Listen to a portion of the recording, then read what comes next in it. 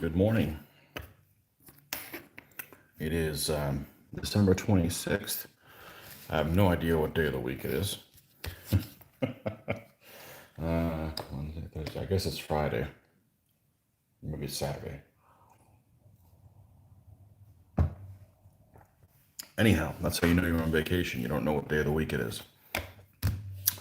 So yesterday, Christmas morning, I ended up putting the clear coat on these guys. So the night wedge is completely done. Just find a place to put this that's going to encompass everybody on here. Let's try this. Yeah, so these are all of the figures, and I have gone ahead and kind of assembled them how they're going to go on each stand. I wanted to do that live, but I also didn't want to wait another day. So, like I said, we've got these positions that are on the stand as such. You've got a file leader, 2 behind, and then 3 across the back. And then I was trying to remember how I did it before the other night wedges. So I couldn't remember whether I did these 3 first and then these, or did these 3 first and then these. And I think I did the back row first because they're harder to reach. Then you could do all the goop and stuff in there, paint that, and then go and do the 3 towards the front that have a little bit more space on it. It's been such a long time since I did it. I had to kind of remember how I did it. And I know that the method I used was the correct one because it wasn't frustrating. But sometimes you've got to do the basing in different stages so you can reach all the stuff in between the legs. Chariots are that way. The heavy chariots I did with the Chinese, I had to build them in 2 different steps. And these as well. What else did I have to do that way? The 8 bow. The 8 bow I had to build in that manner as well. So we're going to go ahead and pop these guys off, all of them, and see how they fit on the stands. And we're going to glue the back rank on both of these. Okay, that's at least what the intention is. So let's get the X-Acto knife and make sure that we're up here. And let's get this a little bit farther away from me. See if we can do that. There we go. I think I got this closer than I normally do the other day because I wanted to show something up close. And let's tighten this thing. Okay. All right, so let's put these 2 apart. And these are all super glued down. People always wonder why I super glue everything down. Well, I don't have to worry about it popping off on me unexpectedly. So we're going to set these off to the side so we don't have to refigure out what's what. So all I'm going to do is, how about that? All we're going to do is we're just going to take this X-Acto knife. It's not one of my really good ones, meaning it's already been dulled, and I'm just going to wiggle it underneath here.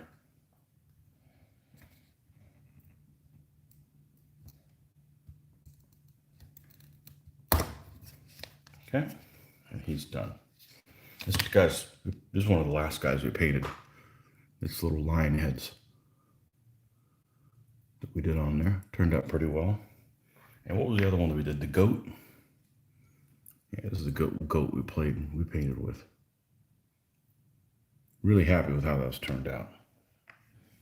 Okay, so this guy goes in that position there. Got it. And of course the stands get recycled. It will be used for another army.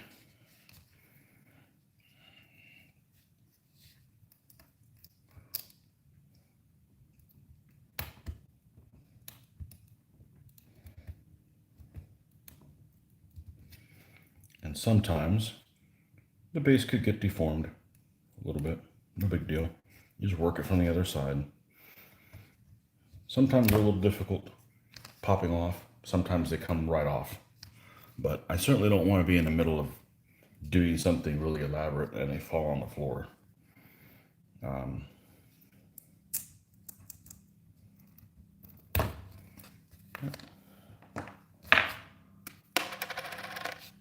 Another low-flying aircraft. I woke up this morning, it was a helicopter. I swore it was 10 feet off the roof. See, this guy popped right off. You just never know what you're going to get.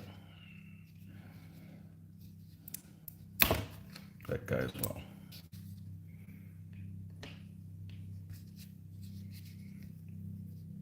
Damn helicopter. Man their defenses.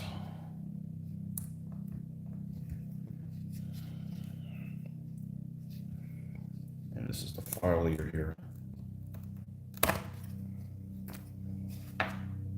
And I'm not trying to convince anybody to super glue these figures down. If you use your own method, stick with that.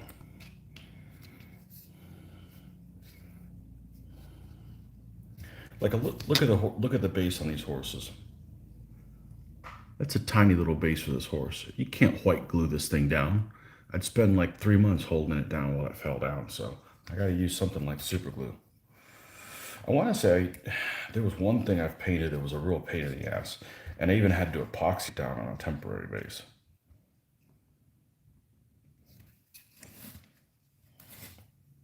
Yeah, I want to say even this one with the super glue was a pain to get down.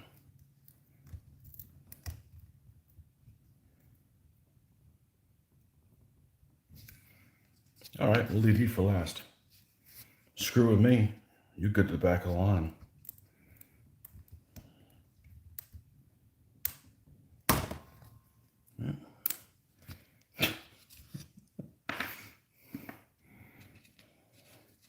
I don't take shit from an inanimate object. So this is the guy. It's a really small base. Look at that. This guy was a pain to... He kept falling over on me.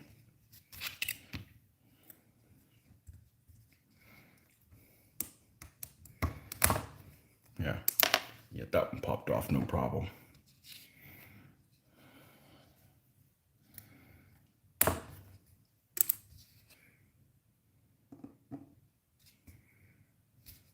Yeah, the bigger bases are actually easier. I just put a small dot in the center, and since the base is significantly bigger, it doesn't cover over most of it. These small ones are a little bit more of a pain.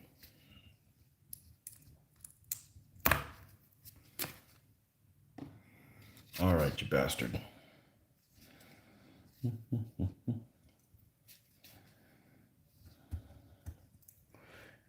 And I also went ahead, thank you, and painted the base brown while I had them on there. This is the base color of the dirt is going to be, because it makes it a lot easier that if I do miss a spot in there, it's not glaringly obvious.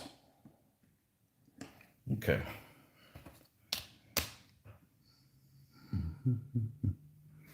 All right, so here's the two stands. Let's mix up the epoxy.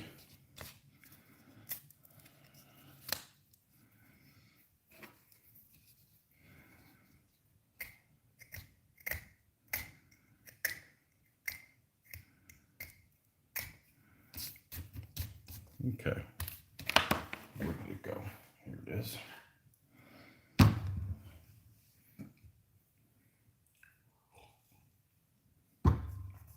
Two-part epoxy. But before we get into that, let's take a look and see what we're dealing with.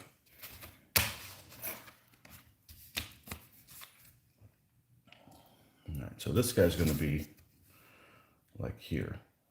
And we're going to have to straighten these bases out some. And this guy's in the middle. Yeah, that's the problem with these horse bases, is they're so small. You damn near need to glue them down really good with stuff, or they just fall over. All right.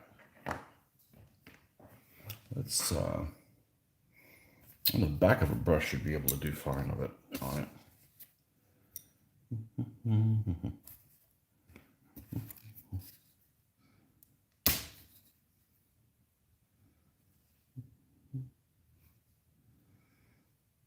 It's because the Essex bases are, I don't know what compound Essex uses, but it is definitely more soft than other manufacturers.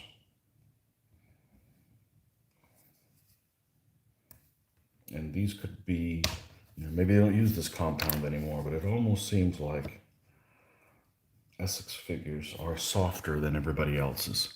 Let's see, what am I looking for? I'm looking for something like this. All right, hold this thing down and bend. There we go. Yeah, even when it's straightened, these guys are out of balance.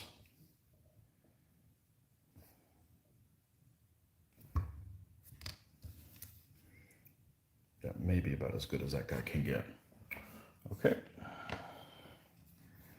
We'll have to do these with museums or Old Glories. It's just for some reason it's the Essex horses. He's too much on the other side. I may have had to use epoxy on these guys, honestly, to glue these guys to the temporary stand. Now that I'm thinking, these guys are really hard to get the figure balanced.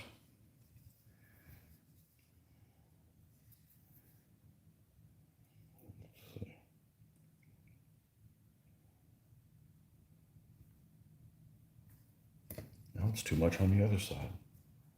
Jeez.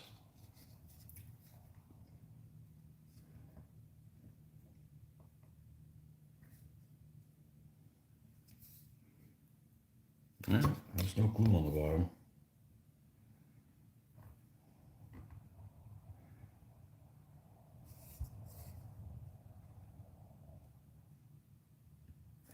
That may be as good as we can get that one. I do remember it was hard to get them in balance.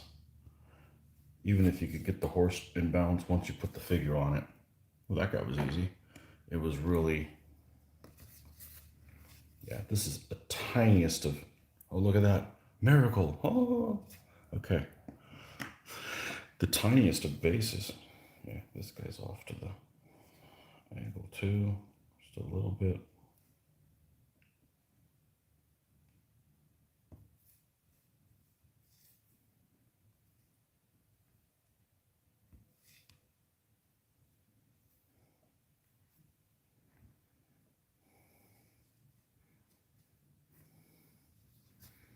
Jeez.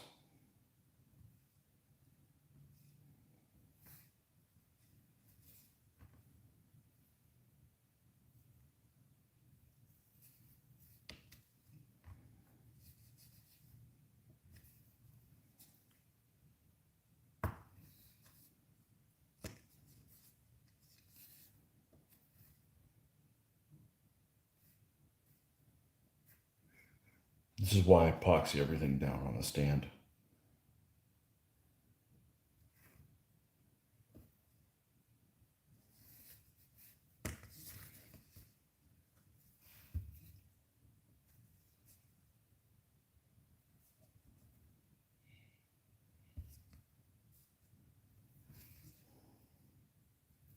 You may just have to give up on this guy. Just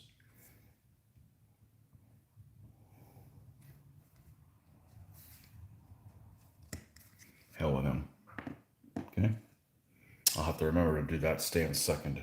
It's more difficult. Yeah, look at this. This is the tiniest little, it's like walking on stilettos. Trying to get this thing to balance. Let's just get it kind of close.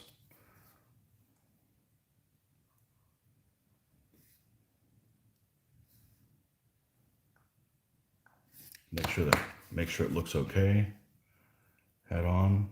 And we're gonna epoxy him down. Same thing with this one. Yep. All right. All right, this batch. He's close. He's not. Right. All right, well, we definitely want to do these guys when they're by themselves then. All right, let's mix this stuff up. We may need to let this epoxy set a little bit before we go in there and actually go down there. Hey, nothing like a little bit of adversity in your hobby, right? Hey, nothing I can't deal with.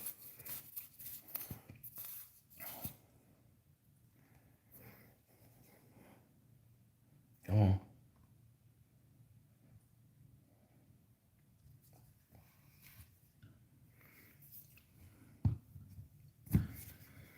This is the stinky one, right? The hardener. Ugh.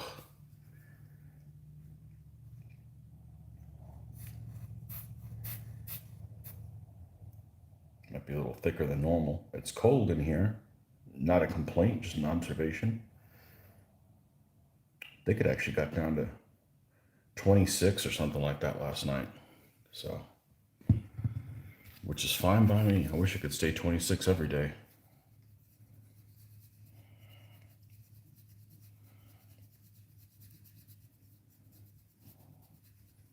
Bug-free temperatures.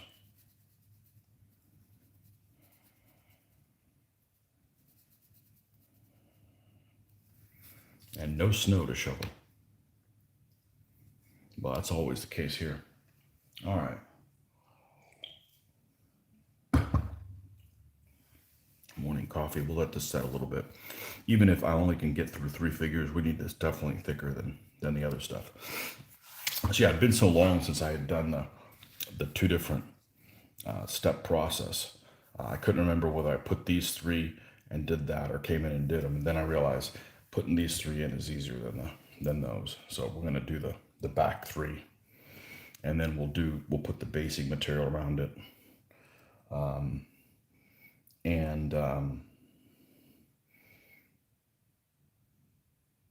and finish all that up with the dry brushing and everything. We won't do the grass yet.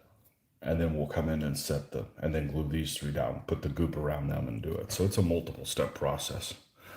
The chariot was even more extreme because I believe with the chariot there were 4 horse chariots, and I did the 4 horses across the front. I located where they were at, and I honestly don't remember. I want to say it was like 3 steps, because I needed to do the reins too, and it wasn't difficult. It was just, you just had to pace yourself. So it's not a big deal. It's not, you just go boom, boom, boom, put them down and move on.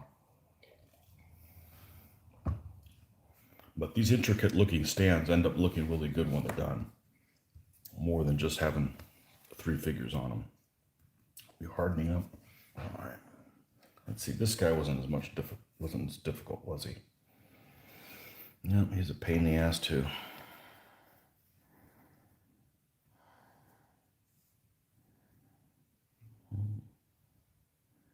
Yeah, I think I did have to epoxy these guys down because they were a pain putting them on the temporary stand.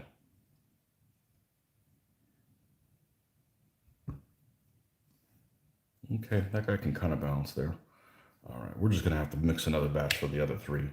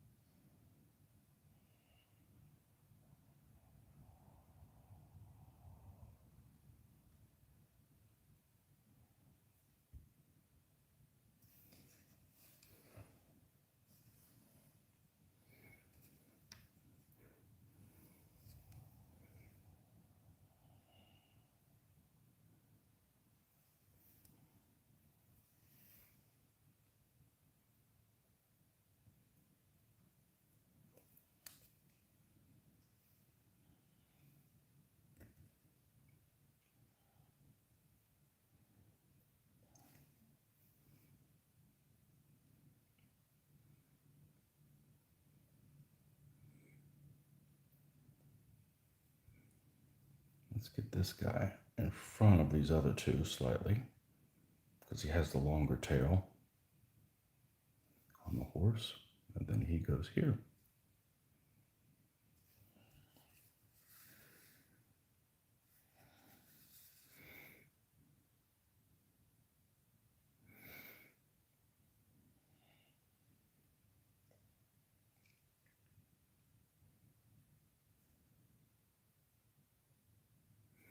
And go further in the middle because there's not going to be someone there in front of them.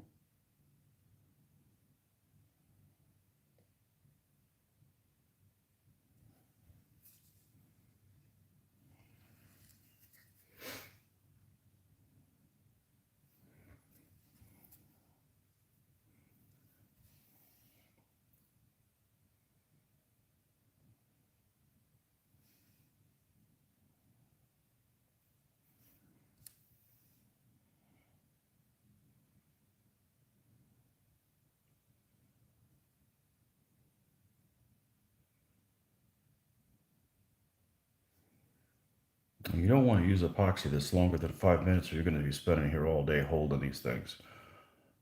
Most of the time, you don't have to sit there and baby these, but in this example, you'll need to. Again, not really that big a pain in the butt.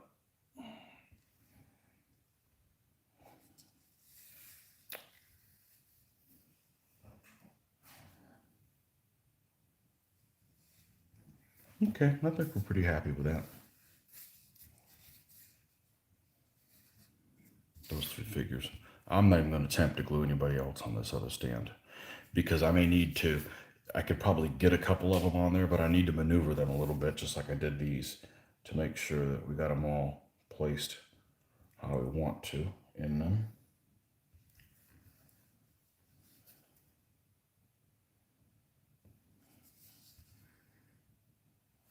Okay. And now these other guys,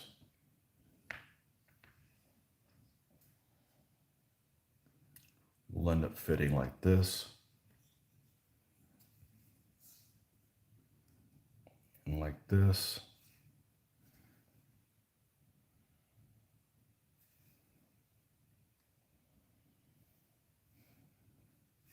And then the center guy here. Maybe I do need to spread these guys out a little bit more. Well, this guy fits in here. And this guy fits in here. Hey, look, if you screw up, you just have to pop them off again. No big deal. Don't want to do that, but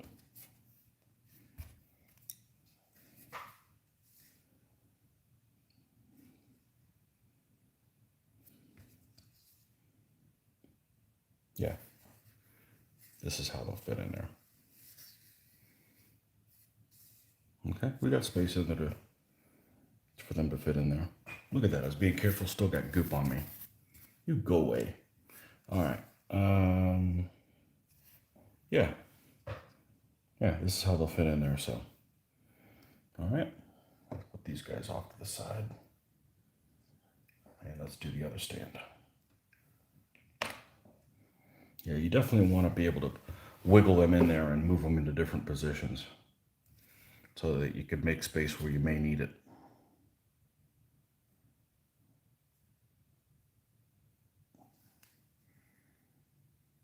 And you can't do that with super glue. Okay.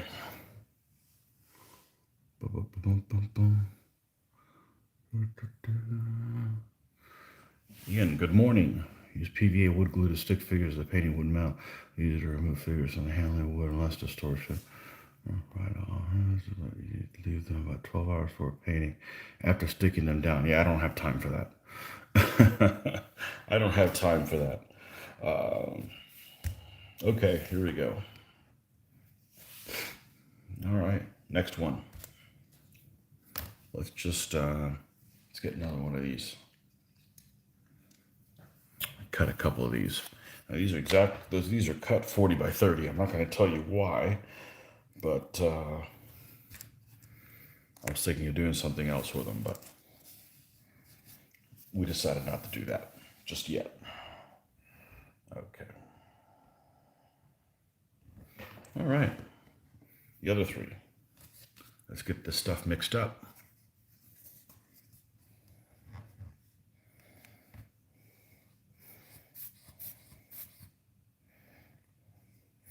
I suspect you guys in Europe had a very small Christmas gathering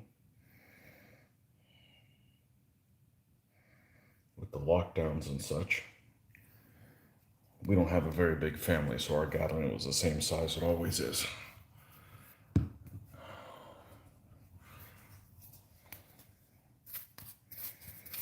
But the weather cooperated this time. It actually feels like the season should, instead of 82 degrees or something like that, which is quite unpleasant. Feels just like any other day then.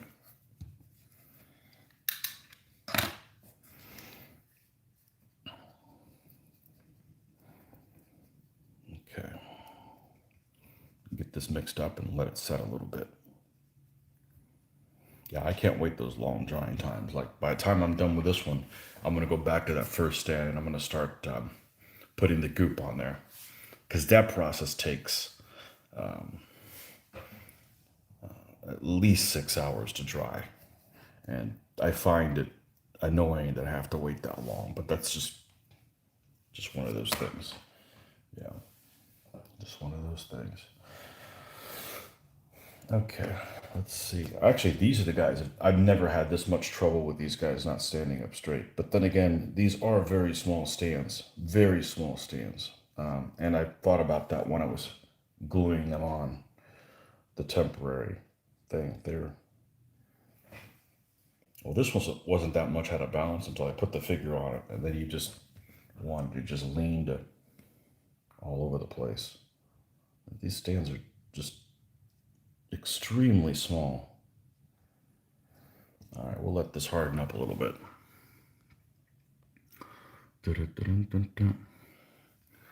All right.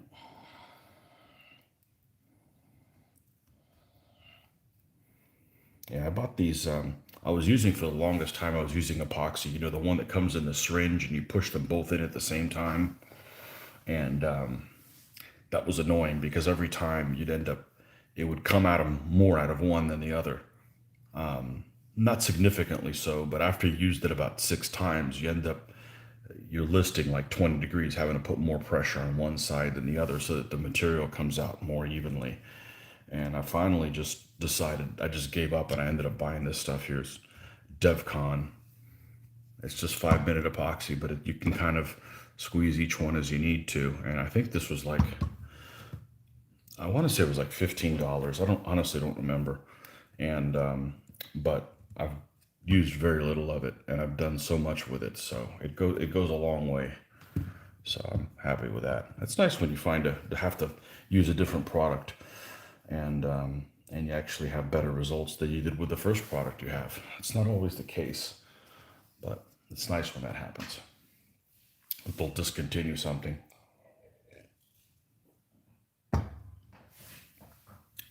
That happens to me. That's happened to me several times with deodorant. All deodorant pretty much works on me, but there's some that I like the smell of, and invariably it'll be some brand and they'll discontinue the one that I like and they'll continue all the other ones I can't stand. So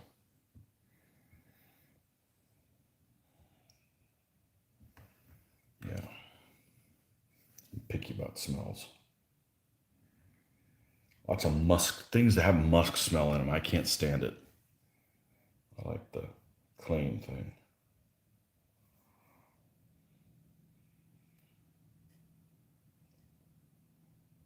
Must be a lot of gamers that are allergic to deodorant.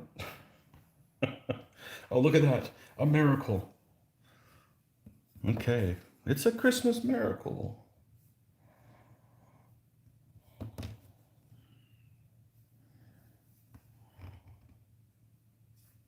Yeah, this guy's going to be the last guy glued of the 3. This guy's trouble.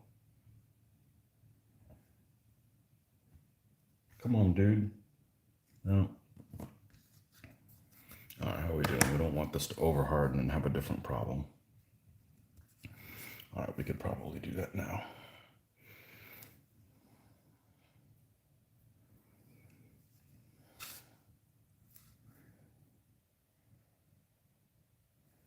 Man, it's a small stand. Base. Small base on that stand. It's tiny. All right. You troublemaker, you. That's one of the poses that I call the Essex, the horse with his head hung down in shame. Well, this one actually looks like he's feeding or grazing, but frequently you get the horse that's embarrassed to even be part of the unit. There's actually a good bit of horse pose variety in this army, but frequently, yeah, you want to get close and personal to that guy on the right of you, don't you?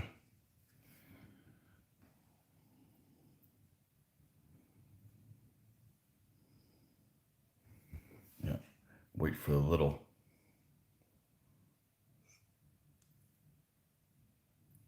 piece of epoxy to get smaller and smaller and smaller when you pull it off. Here we go. We don't want that getting close to something else and messing it up. We'll let this guy harden a little bit. We know he's going to be somewhere in here somewhere.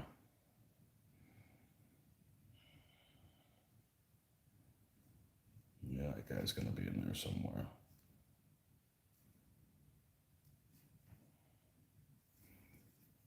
Uh-huh. Okay. Something like that. All right, let's test fit it with these other two.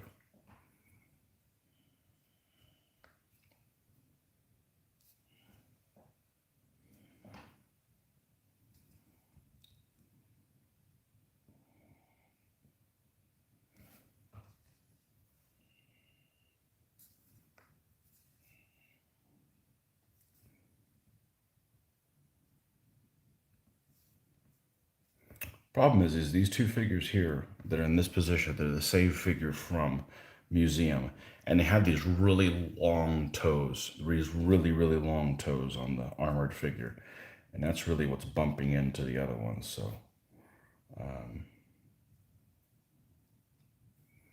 I like museum figures, but they almost always have something on the figure that is way out of proportion on it. Okay, so that should fit fine. So if they dry in that position, we should be good. Right, okay.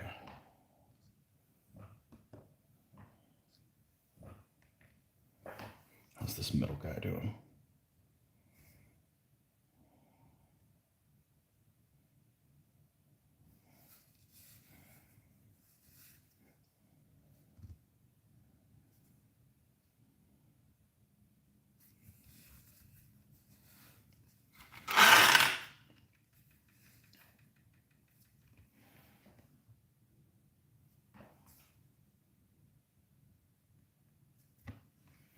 Okay. Should be good there. All right, let's get a little tool.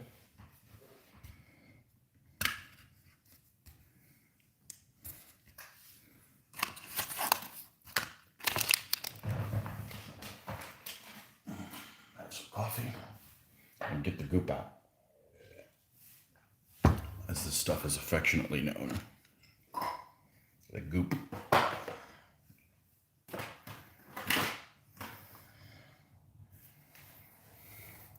For those who don't know, Liquitex resin sand. Good morning, studio, or in your case, good evening.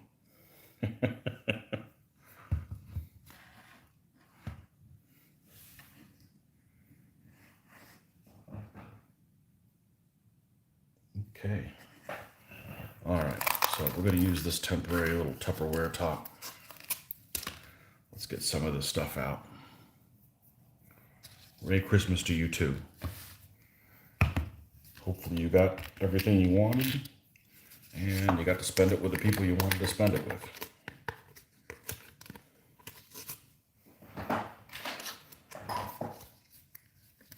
I actually picked up something for myself. Like 3 controls. I got some peace and quiet, yes. I celebrated alone. Yeah. One of my favorite people, me. I get it. I get it. I don't know how people are with this hobby, but I enjoy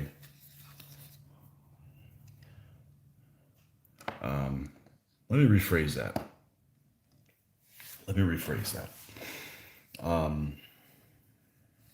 I enjoy quiet.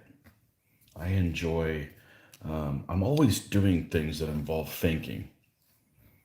Even when I'm doing hobby and stuff, I'm thinking about stuff. Maybe I'm not ready to put it on that thing yet. So like reading books and stuff, I can't read with other noises. So yeah, I'm a fan of peace and quiet too. I've gotten to the point where if I know there's a chance I'm going to be interrupted doing something, I won't even start it. I don't want to. I don't want to be interrupted in the middle of doing things. That happens way too much at work, and it's very unsatisfying. I want to do one thing, and I don't want to do something else until I'm finished with that thing.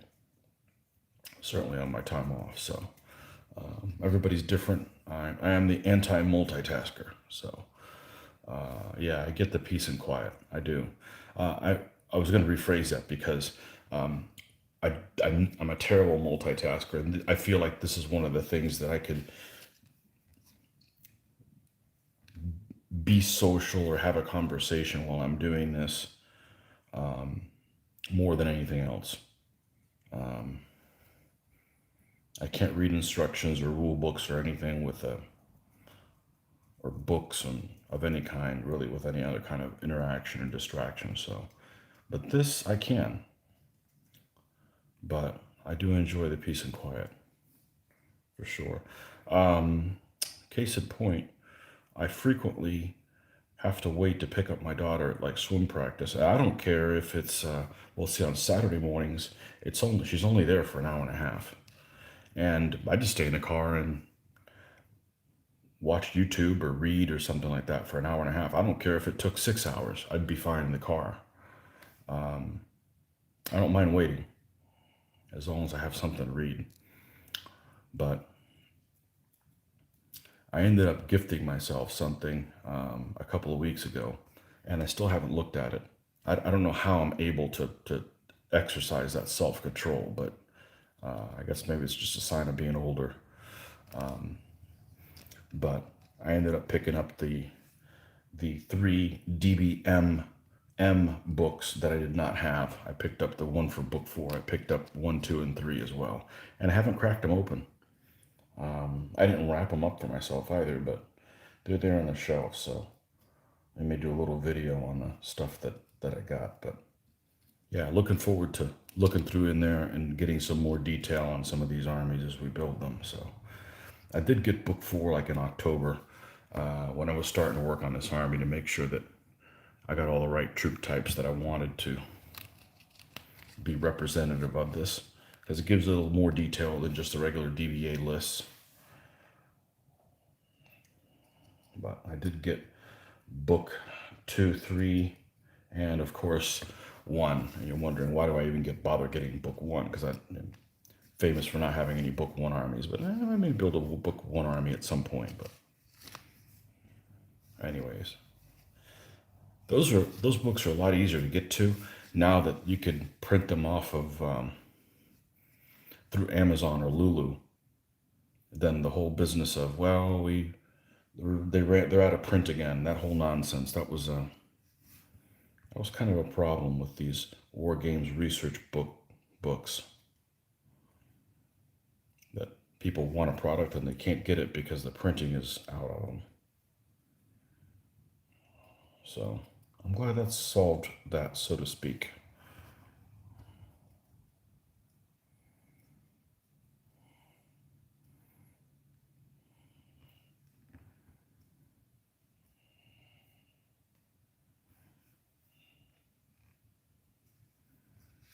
But I do wish there were the smaller size. I do wish there were the DBM size books because they're easier to carry around and stuff like that. Even if they're a little harder to read size wise. But let's see what we got here. What are your thoughts of DBM as a whole? I don't know. I'll never play it.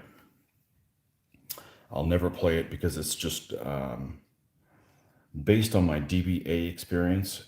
It's very unsatisfying to play things wrong. And I wouldn't mind playing a DBMM game in the small scale. You can play it with different sets of point values. So play a DBA size game with DBMM rules would be cool. If there was someone there to run it, I'm not going to be that guy. I'm not going to be the guy that's going to read the DBMM rules and figure out how to play it because I'm going to play wrong 300 times before I play it right once. And that's just very unsatisfying. I bet I'd like it more. But that's not why I got the books.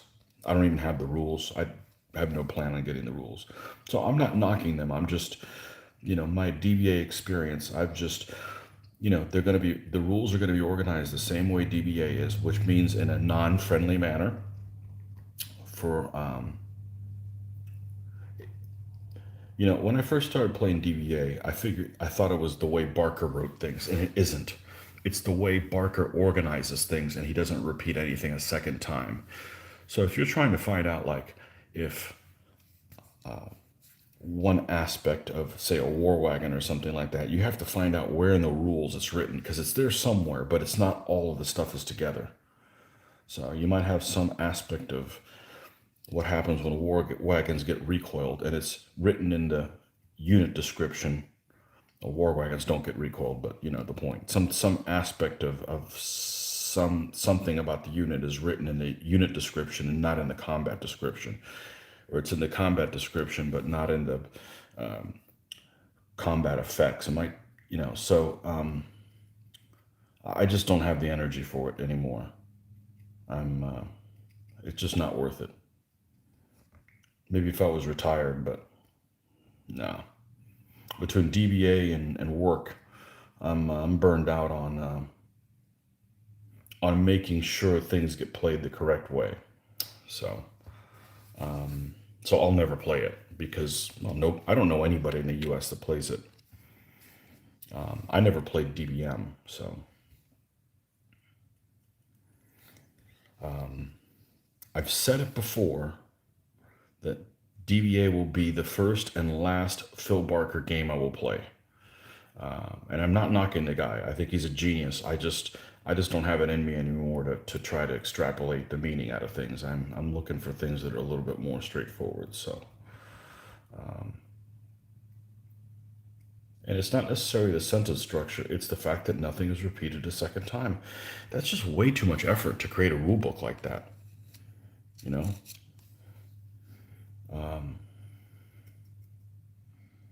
So, anyhow,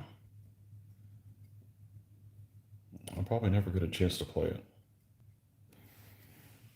Not opposed to. Just it would have to be with somebody where I can just ask them, okay, now how far do these guys move again? Instead of, okay, let me look it up,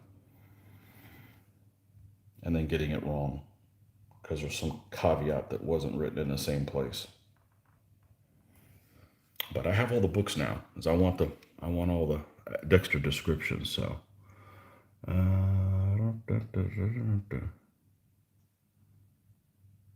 you play only DBA, even with DBM size games, more fun, less rules, nice feel with 3 times DBA. I wonder if it is open. Hold on, let's see. I wonder if he is open to someone rewrites it for him. He's not. I don't blame the guy. I met him once. He's a nice guy. He's like a grandfather I never met. I have nothing against him. He's a genius. I just wish that, the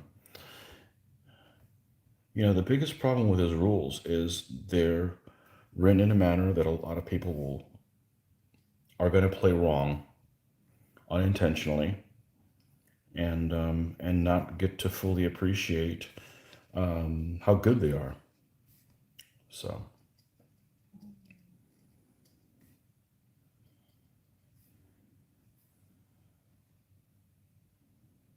it's really unsatisfying to play things wrong. It really, really is. Especially now that we're doing videos and stuff. I don't want to do the wrong stuff on video, but I don't want to be a freaking monk where I've got to go to, I've got to lock myself up in a monastery and study these rules. They're just wargaming rules, dude. I want to paint figures. I want to paint figures accurately as I can, and I want to have fun with it and enjoy rolling some dice. I don't want to. I don't want it to be as complicated as it apparently is. So,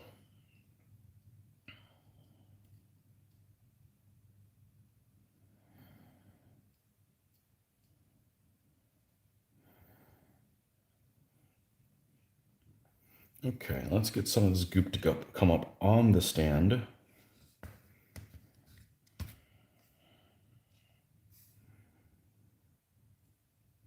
And I can't say that I've ever, using epoxy, had a figure come off unintentionally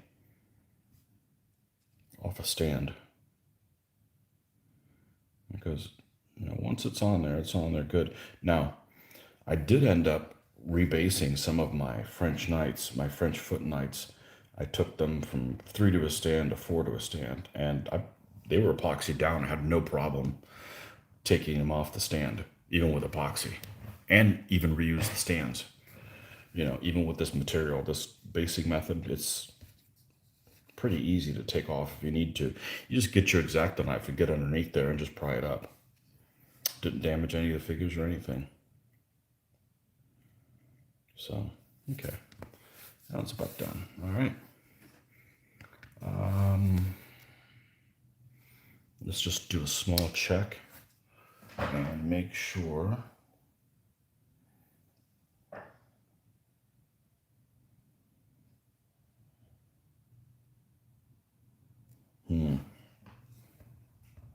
You should be all right.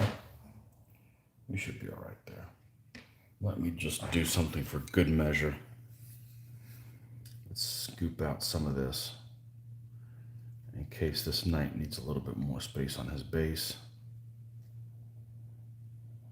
All right, that should be fine. What's the worst case scenario? I come in there and cut some of that out. It's not that big a deal. So it's a shame I can't do it all at once, but it's just one of those things. These stands do look very nice.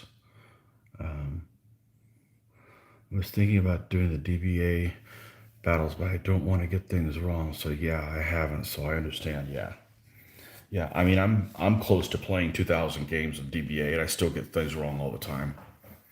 I've just given up. I'm just like, I'm not even gonna apologize for it. It just is what it is.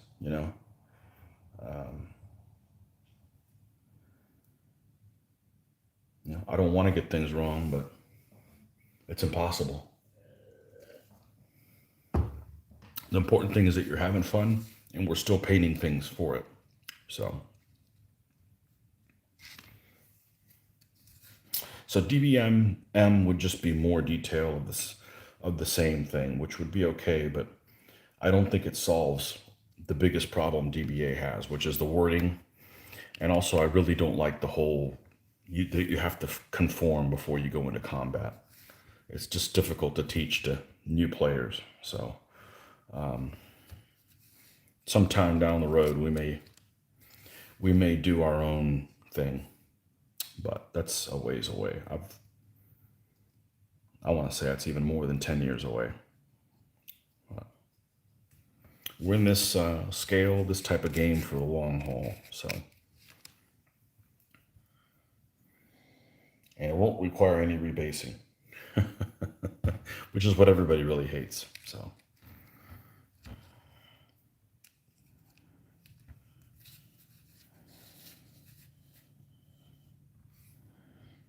okay.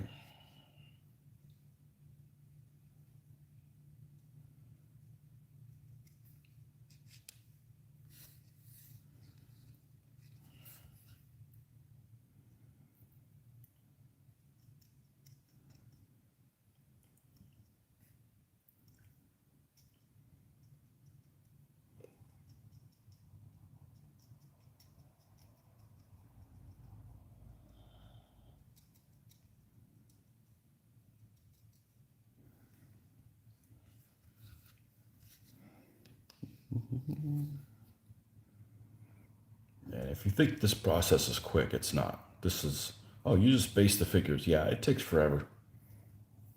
But there's no point spending all the time painting it and then rushing this and it looks like crap. So, there's no point.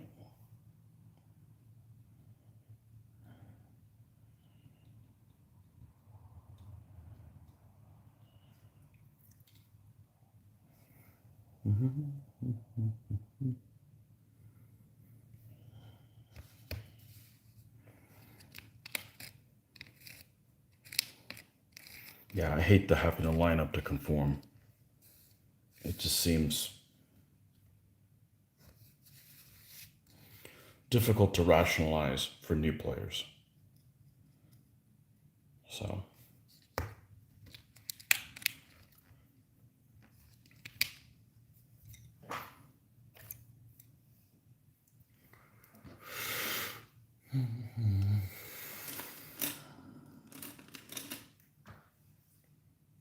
And somebody told me one time the reason that was done is because I had never played a game where it wasn't done.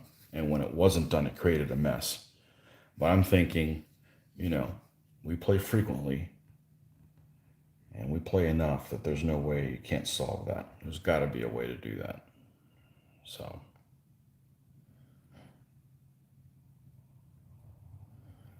hopefully we get to that before, we get Alzheimer's or something like that where can't process that stuff. But, for now, let's just paint these fun armies and there's two games I can think of that have been a direct copy of Phil Barker's work, and neither one of them has solved that. So, um,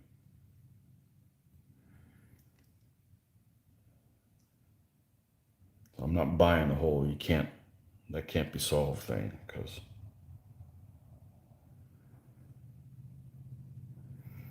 it's a good game, but I don't feel like sometimes when you walk away from a battle, you've it feels like you've played what it is. Like, I don't know that I've ever walked away from a battle and felt like it was a real battle. It's just some chess-like game. It's fun, but it could be better.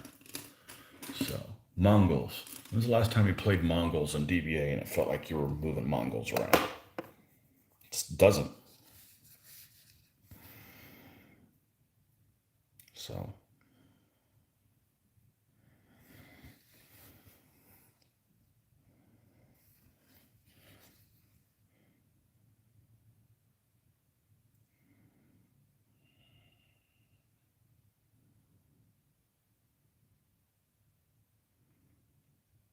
these are old brushes that aren't precise.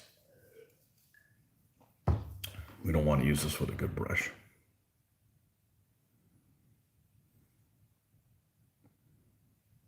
You think basing is part of the hobby? Yeah, I really wish there was a way in 15 millimeter. I know you could do it in 28. I wish there was a way in 15 millimeter where I could just paint figures and then put them together or apart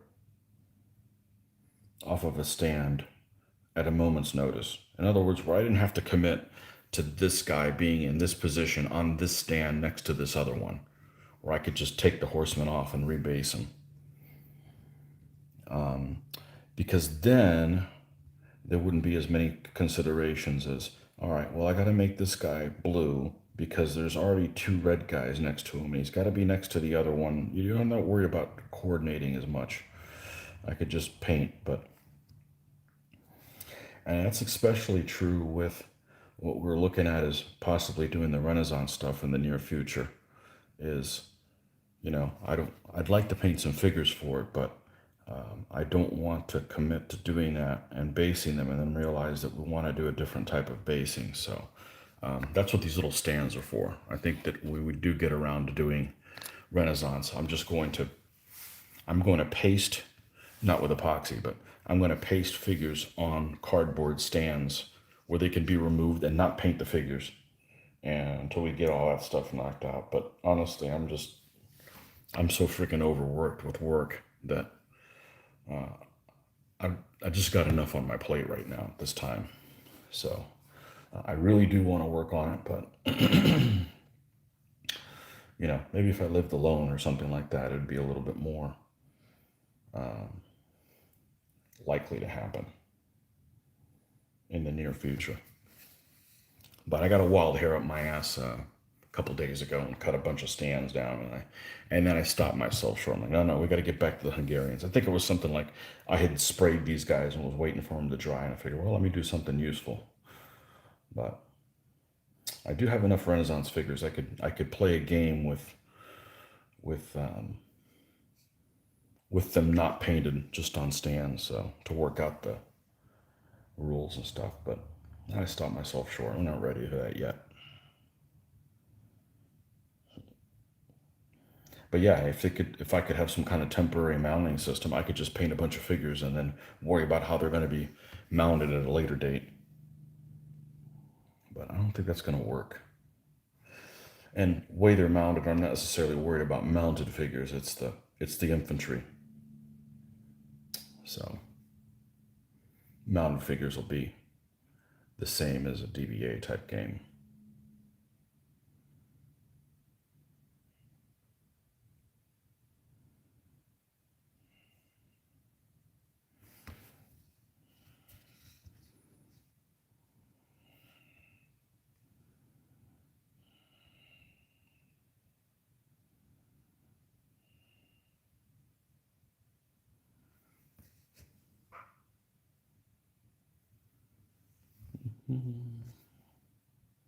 But if I was doing 28s, you could just mount them individually and then just have some big stand where they were on sabos and you could magnetize that and you can put them on and off. But I think 15 is a little too fiddly for that.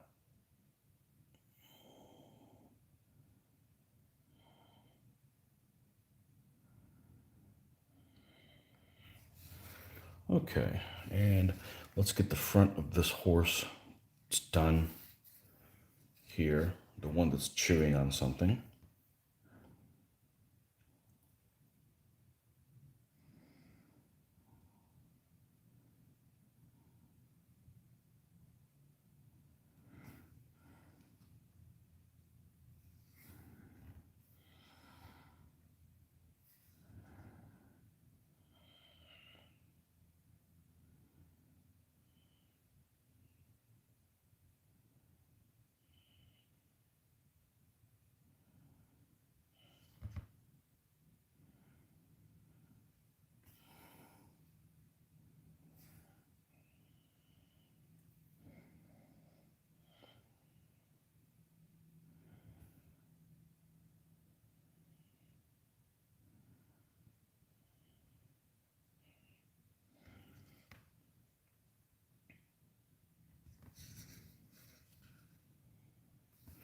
I think we're good with that. Let's just take some of this stuff and bring it up on top of the stand to hide it a little bit.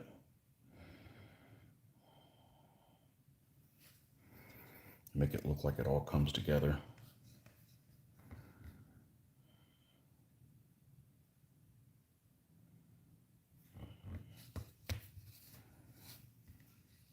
It shrinks a little bit, not much. And then we got to play the waiting game.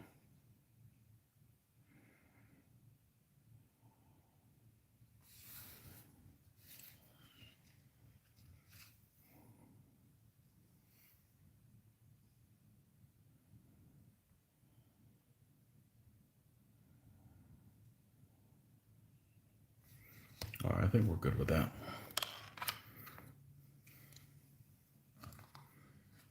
Okay. Put this stuff away. Put this stuff away. What day is it? Is it Saturday? I don't even know. I think the 23rd was Wednesday. The 24th was Thursday. Yeah, it's Saturday. That's how you know I'm on vacation. You don't know what day of the week it is.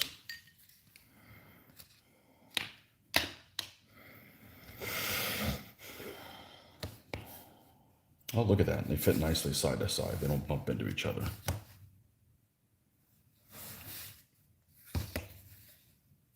Close there.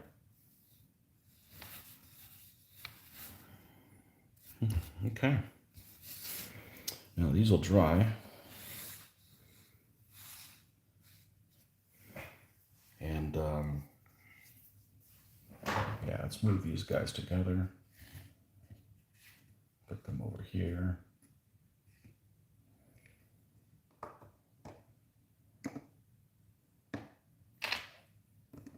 All right. All right, so assuming these guys are done, we have a command stand to do. Let's see what we got here. We got 2 wool wagons. We're leaving them for last because that's going to be a process in and of itself. We got the saloy done. We got the 2 spear. I'm not worried about the fast forward. We got the blade. We got the 3 light horse. So we definitely need to get a knight general and the 2 war wagons, and then the army will be playable. Not with all the options, but it'll still be playable. Okay, let's take a look at the general over here. We haven't messed with him in a long time since we converted him.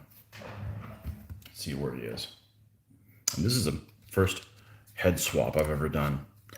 This is a museum figure of a general. He was a bearded guy, and I took one of the Irish guys and put his head on him. So this is going to be Matthias and Matthias Hunyadi. So this is what I was talking about. He's got these feet that are really big on these figures, and it makes it difficult sometimes for them to fit in with other figures on the stand. It seems that I like museum figures, but it seems like there's always something on them that is out of proportional large. Sometimes it's the feet, usually it's the chin. They have these Habsburg type chins. So this is going to be Matthias, and he's going to run with 2 other knights, which, let's take a look at some of these Hungarian knights that are not deep knights, what we got here. So we got this guy here. This is an Essex guy. I just kind of threw him over here.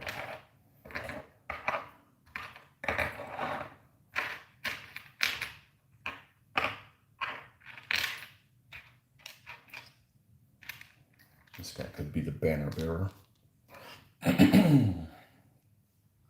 There's 3 more Hungarian knights.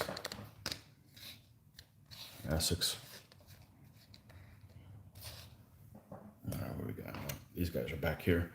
I'm going to need my glasses for that. These guys are farther away.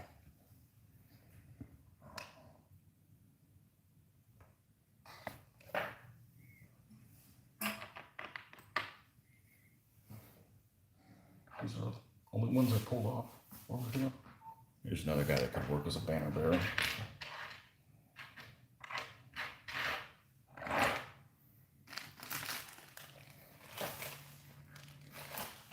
Crossbowman.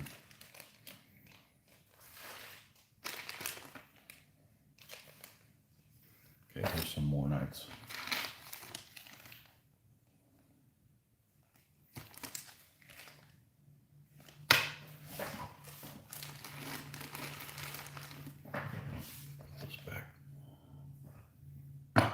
See what we got on this pack here.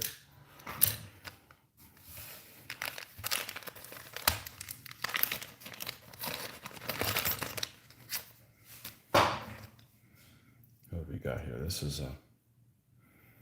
guy's got a sallet as well, and this guy's got a shield.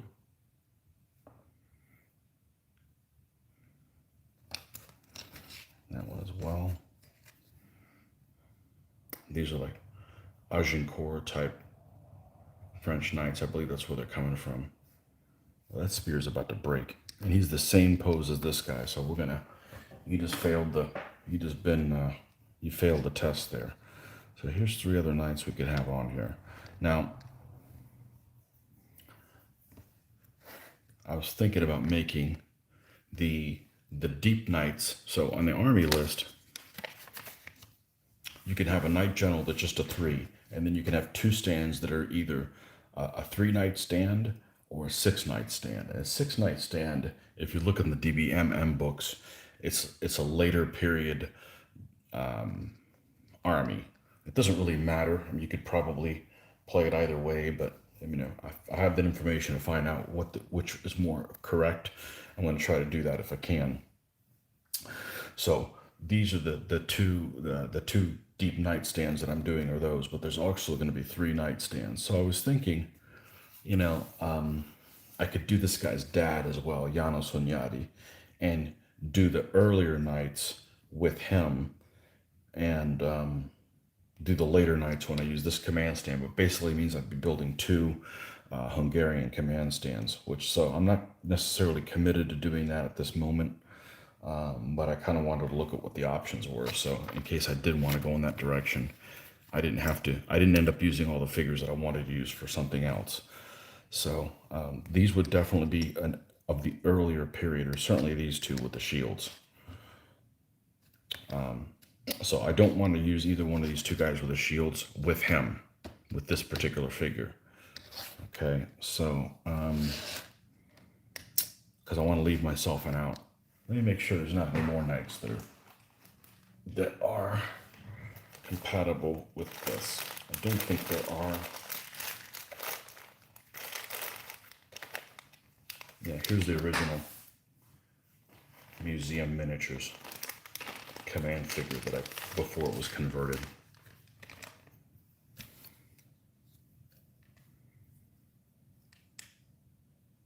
So I just did the head swap on there. I think it worked out okay. There's nothing wrong with this figure. Just there's no pictures of Matthias Hunyadi ever with any facial hair. So that's just flat out not going to work. So, not that there's anything wrong with that figure. It's just not what I wanted to use. Let's see what we got here. Do we got anything else that'll work for this as well? Let's not bury my glasses. I'll never be able to get out of here. There's some horses that might come in handy.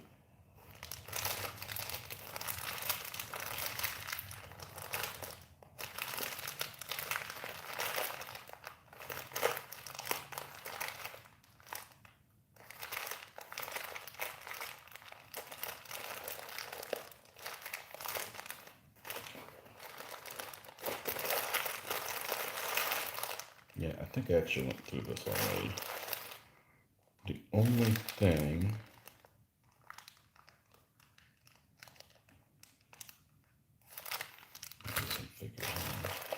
The only thing I didn't do is exhausted the option. There's a couple of knight figures that I really like to pose. And they're made by...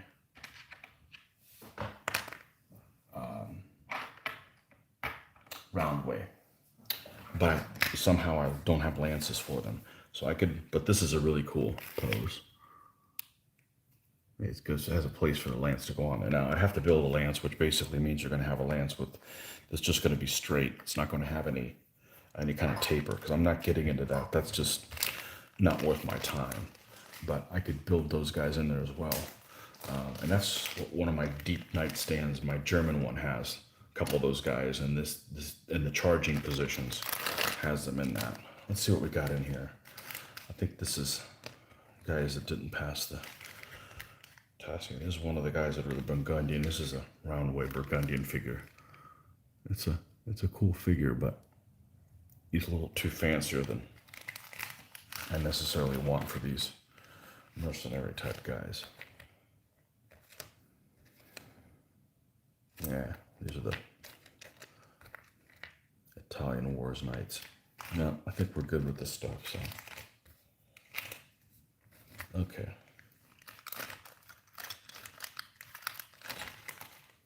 We'll leave these guys out here just for good measure. Time for a refill.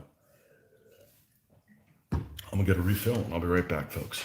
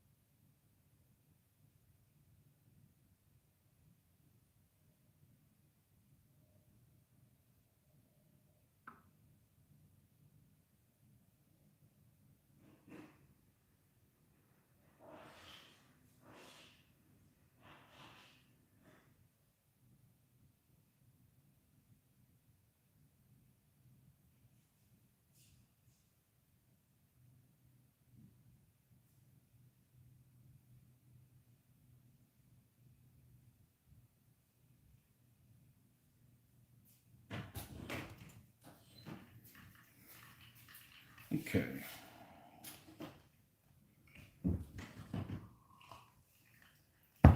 All right. I think I know what I'm going to do. For the 3 stands that are knights, that are the non-deep knights, I'm going to do them in an earlier looking version. So this guy's going to be the later command stand. It may end up being the only command stand. I don't know that yet. If I decide not to do the earlier version, if I decide not to do Janos Hunyadi, okay.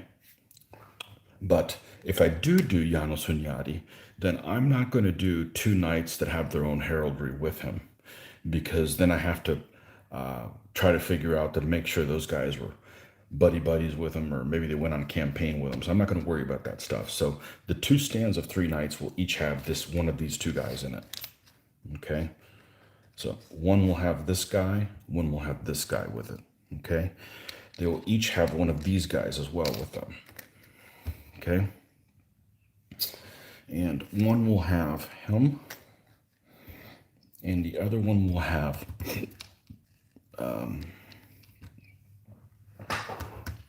someone else.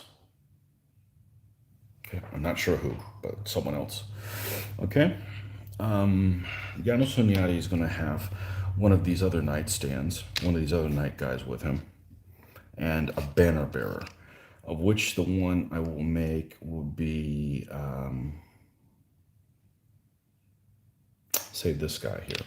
He's a Peter Pig figure, and I'll worry about this other knight whatsoever. It's at a later point.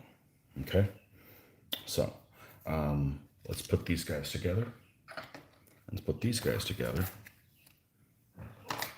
and this is what we're going to work on right now. Is those 3 guys right there. Now, let's look at what our horse options are here.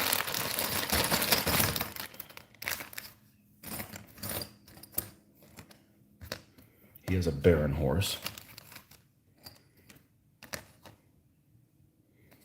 I really would like to use this horse for someone, but I'm not sure how that's going to work out. Let's get these stands we just used recently.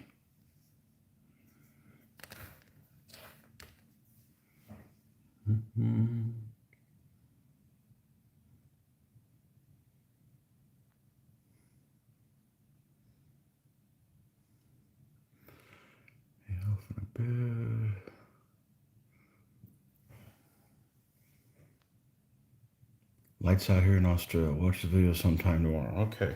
And you guys are always on the wrong time frame. You guys are on your own time frame. Okay. Let's take that off. Okay. This guy's a Peter Pig figure. There's no way the banner is going to be this size. So, bye-bye banner. This is a figure that I actually got off of a junk pile at a flea market.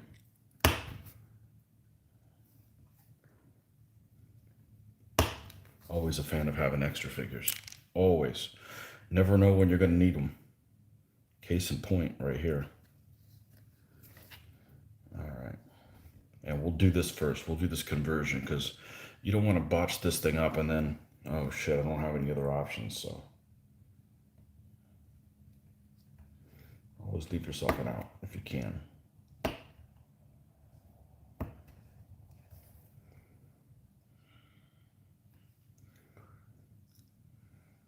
see what we got here. Let's change this up a little bit. There we go. Why isn't this holding in place? Oh, what happened? Did it come out? What happened with this mount? Oh, it was working its way out. All right.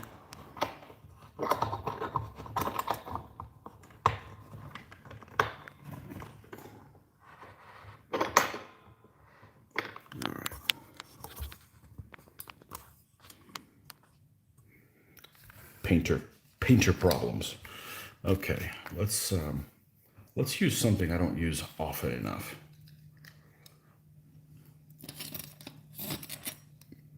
I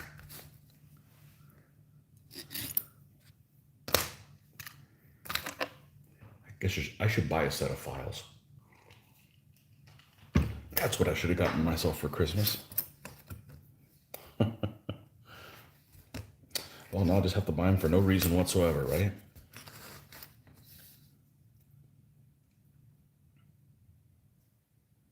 Okay, so let's do a couple things.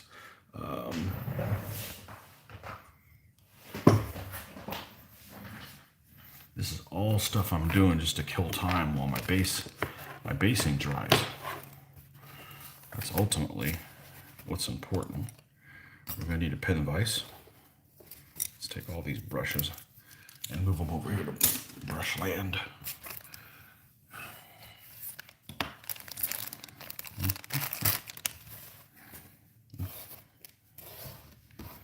Yeah, I got a friend of mine, the original Mitch. He would come over once a week to do painting back in the old days. Back when I was a single man. And he would come over and we'd do a lot of painting. But his thing was he did not want to have any extra figures. I don't know why it bothered him so much, but he did not want to have any extra figures. So he was a big fan of DBA Army packs and things like that. And he was also, if he had any figures left over, he'd give them away. And I'm the opposite. I thrive on having extra figures because you never know when you're going to need a guy that fits the bill.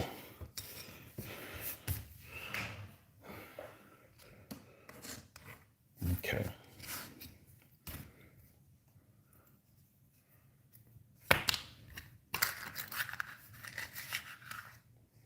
I think all of these drill bits are going to be too big. We're going to have to go to the micro size ones.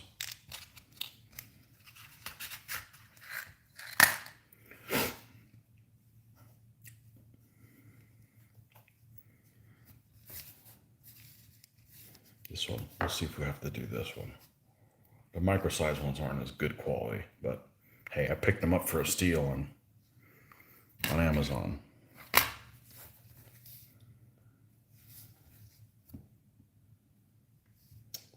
Might actually work. Now, there's already there's something that's left of a stick. I don't want to cut all that out. It's a lot easier to actually just go ahead and go through that. Because if you cut it out, then you don't have a whole lot of meat for it to go around. So if I screw this thing up, I'll just use a different figure as a banner bearer. I'm not totally worried about it. There we go. I'm not totally worried about this. And I don't think I need to do a pilot hole. Let's just do one just to be safe. Okay. Let's I need something. I like how they have the little numbers here of what the dimensions are of these things. Like you could tell one next to another.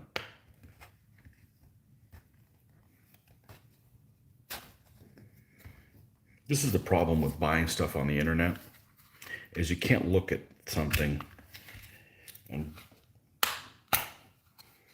before you get it. I would have bought a better quality one of these if they had something like this in a store locally, but they don't. So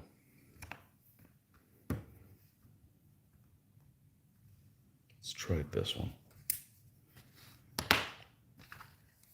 Let's try that one. And I don't care where I pulled it out of. I don't try to put it back in the, I think when I got it, they weren't, the measurements weren't in the right one anyway, so it's irrelevant. Let's close this up some.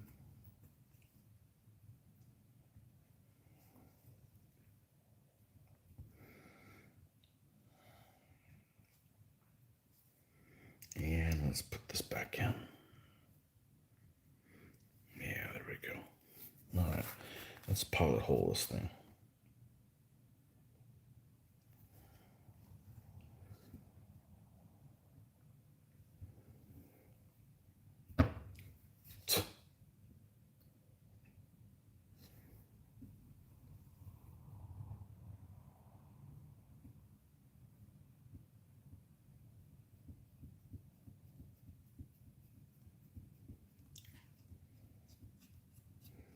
Peter Pig figures, I like them. Like Pete, let's close this down. I'm unwinding it as I'm doing this. I like Peter Pig a lot, actually. I wish they had made more stuff for ancients and medieval. I have their samurai.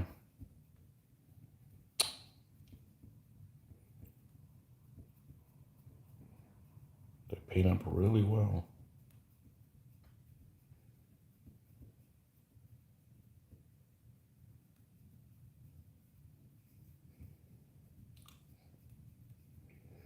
Now, none of this stuff is difficult. It just takes time.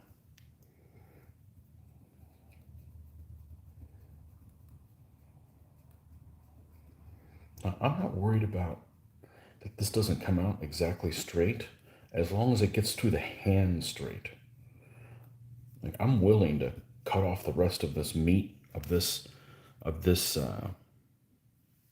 lance underneath here as long as it goes straight through the hand. And I didn't want to weaken it by taking some of that stuff off.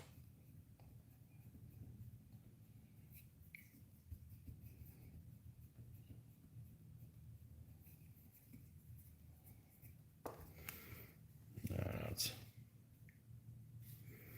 binding in there more than, there we go. All right, well, now I got enough of a pilot hole. I think we can bring out the big guns. Drop this thing in here.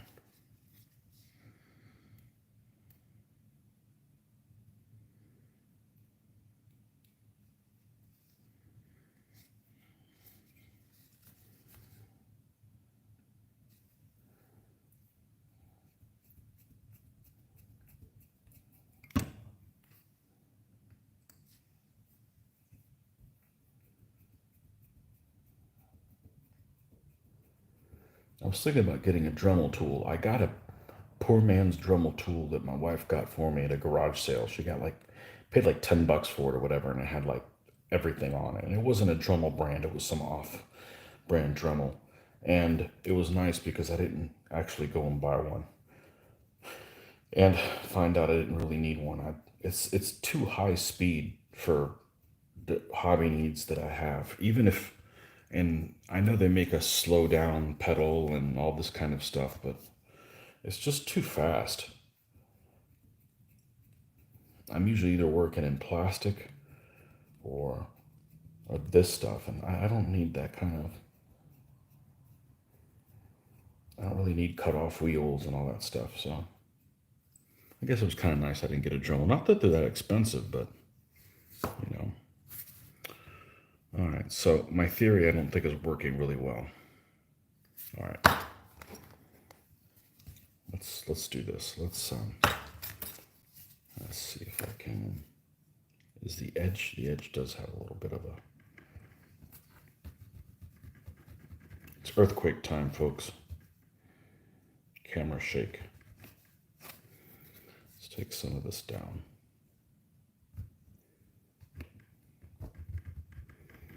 So, any of you guys get anything really cool for the holidays?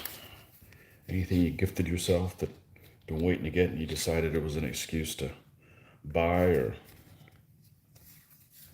anything worth mentioning? I didn't need anything, fortunately.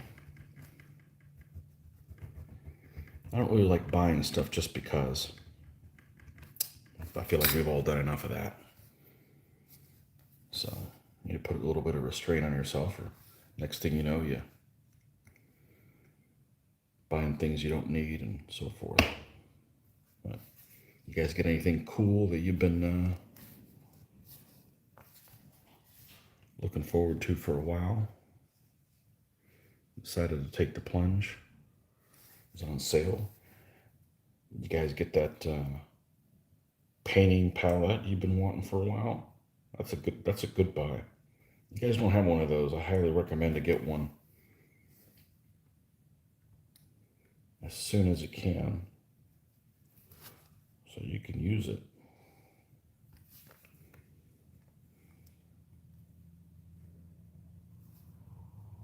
Wish I'd gotten one of those sooner.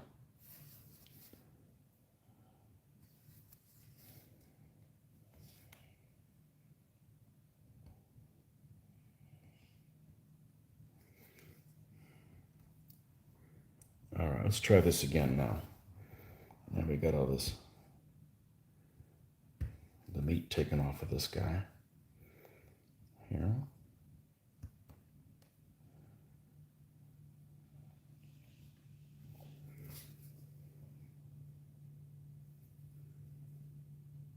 Okay. All right, now it just looks like he's got a little cup in his hand. It's all right.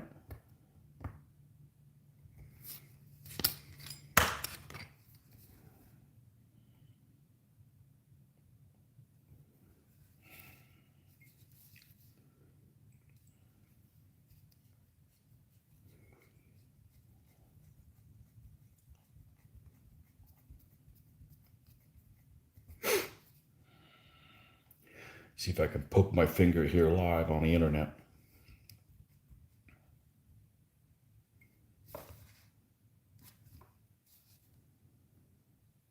This thing is not cutting.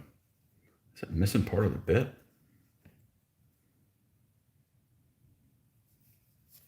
Let's see.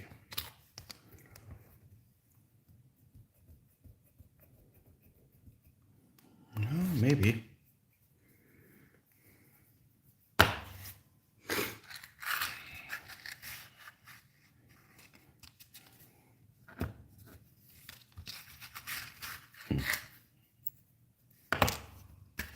Let's see what we got here.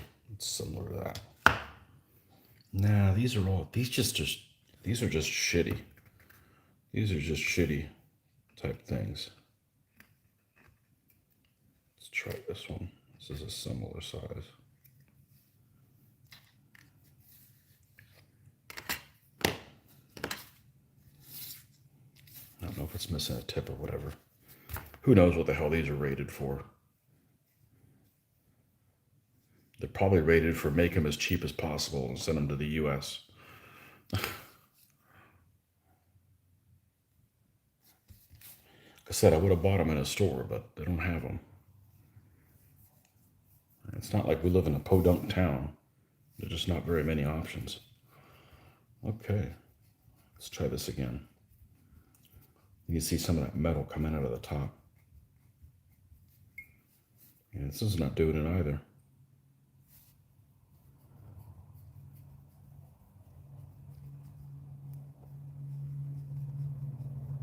All right, what the hell's going on?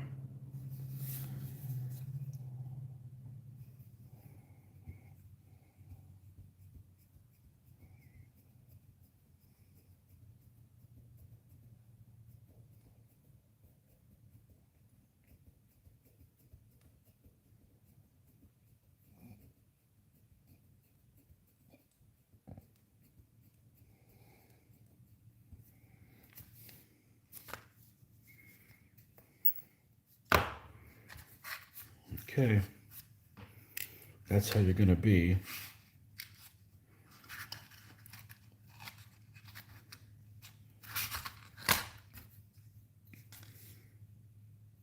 Don't give up, folks. You give up and you'll never get where you need to go. Persistence is the key to victory. All right. We've used this one for lances, so this is should be a size that works. See if this bastard can get in there and do some damage. Well, that's one way to break one. All right, you bastard. I've had this thing for probably 20 years.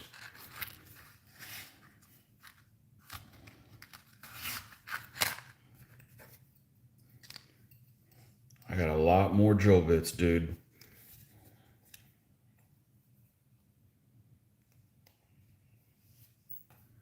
This is just paint that's on there that I've used it for, while it was on there to clean the nozzle of the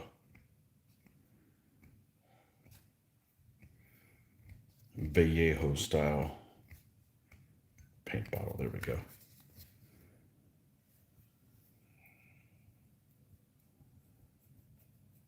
Okay, now we're getting somewhere.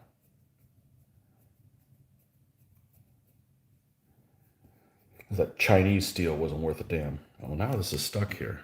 All right, tighten this thing down.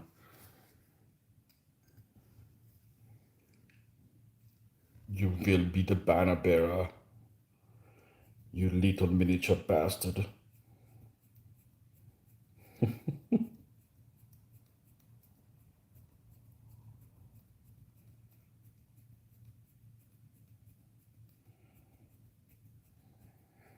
There we go.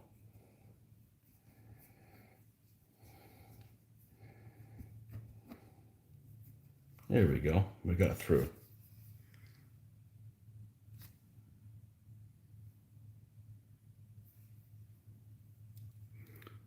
Don't give up.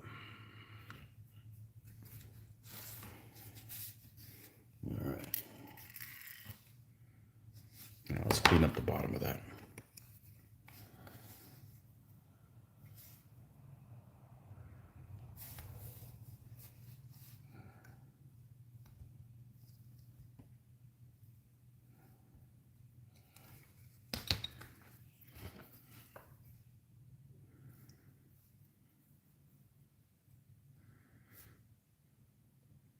Okay. Now, let's look at his foot over here that we had the stuff on it.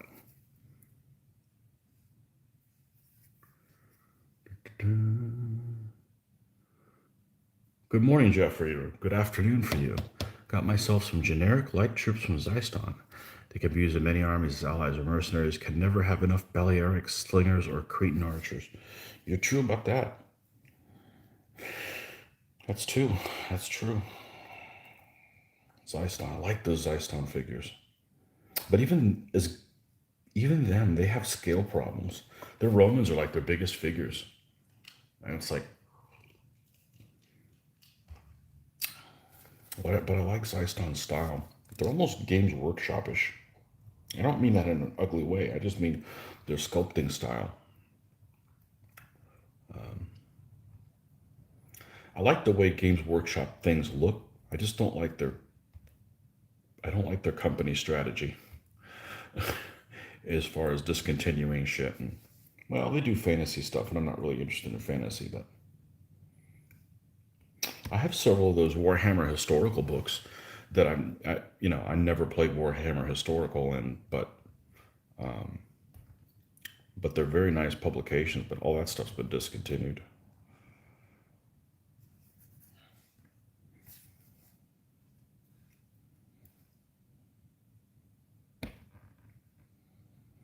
I just don't like the whole thing that it seems like all of their stuff has a very limited lifespan. Like they're only going to support it for 3 years or something like that. Well, if I was coming up with a set of rules that was only going to last 3 years, I wouldn't bother coming out with it. It's just not worth my time. I'm not going to spend 5 years painting an army. By the time I get the first one done, nobody plays those set of rules anymore because they're not supported. That doesn't fit well with me. I'm too slow a painter, I guess. Okay, so let's see what horsey we can get this guy on.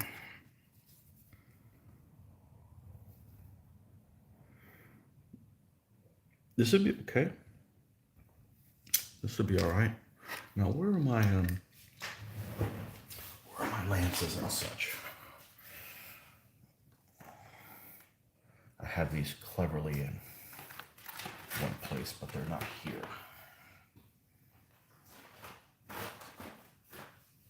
Don't you hate when you move things and they were easier to find before you organized everything?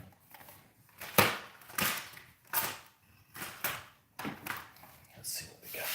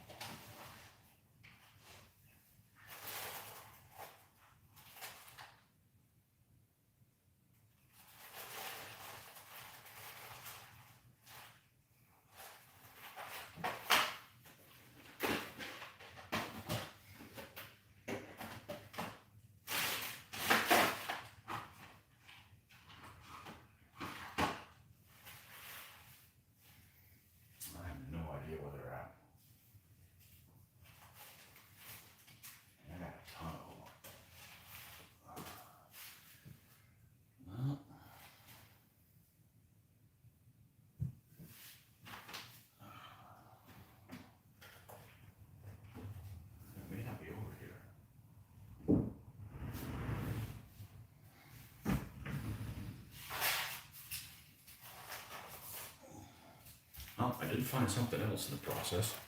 That's always cool.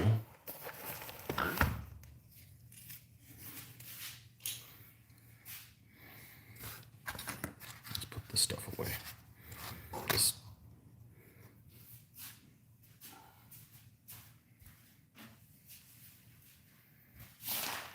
They're probably in this tray somewhere. Let's take them apart. This is where they should be.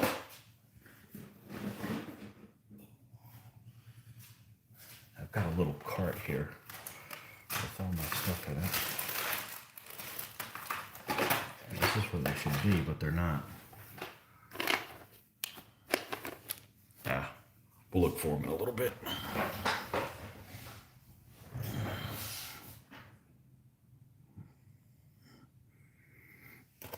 Let's see what I found that was cool. I got this grab bag of stuff that I have in here. What's this? These are like Lithuanian horsemen.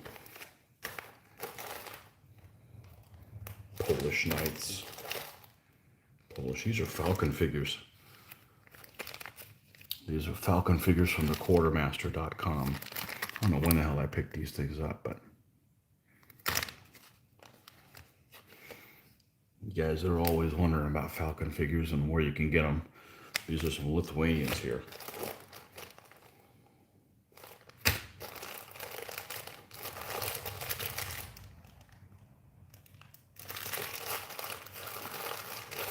I came across this horse. This is a horse that could be a candidate for one of these guys. Let's see what I got here.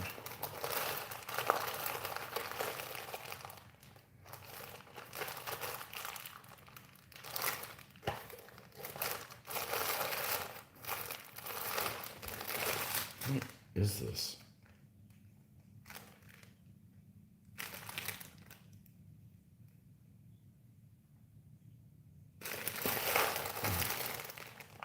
All kinds of random stuff.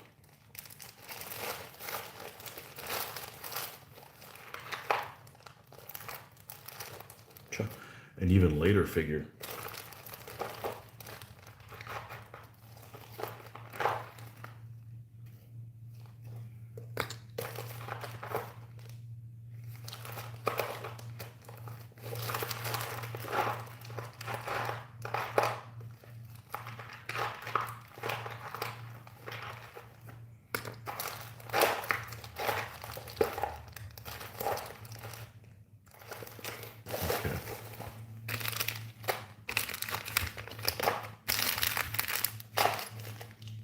Yeah, these are some charging Polish figures. That's what they claim to be. All right. Where the hell are my needles?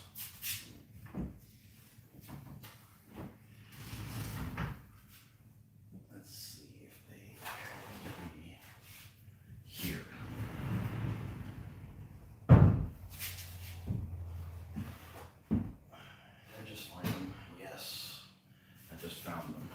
Again, don't give up or you'll never find anything. There we are.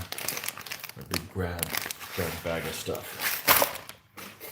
Okay, note to self, they're over here. All right.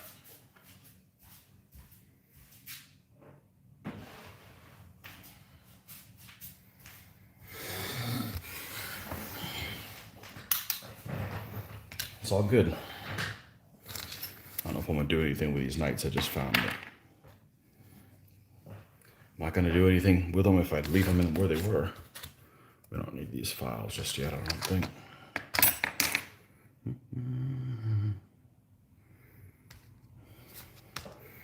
As you know, my shit is completely unscripted. I actually had somebody mention to me, forget who it was, but they like the fact that my stuff isn't scripted, or I should say staged. I appreciate that. It just takes too much effort to do that kind of stuff. Pull some candidates here that we may use for Lance's here, and we'll take a look at him here in a second.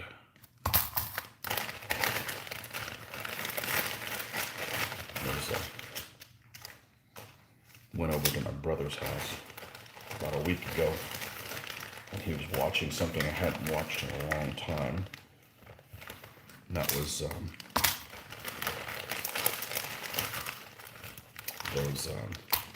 those car guys, whatever the hell they're called. I don't remember what their show's called anymore.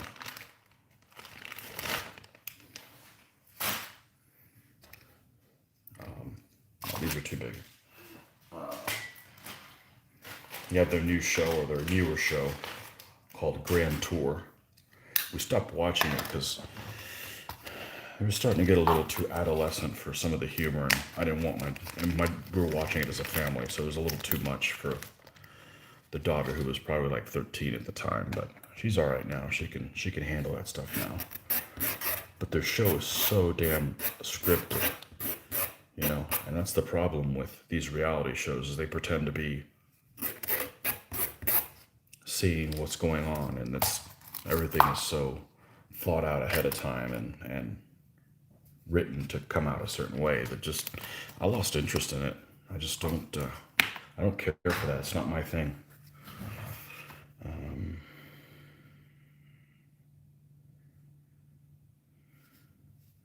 Okay, I think this is okay lengthwise, because he'll end up sitting on his foot for balance.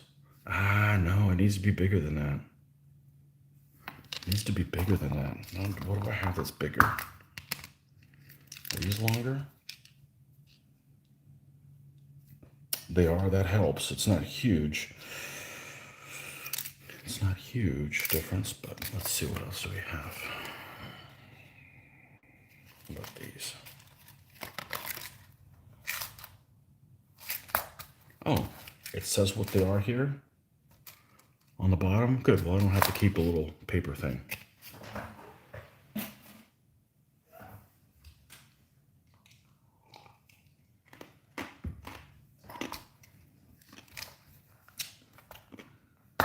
Anyways, I used to watch that show.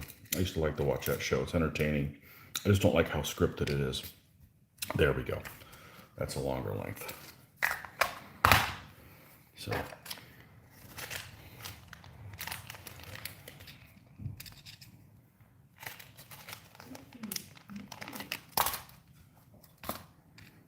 Okay, put this away.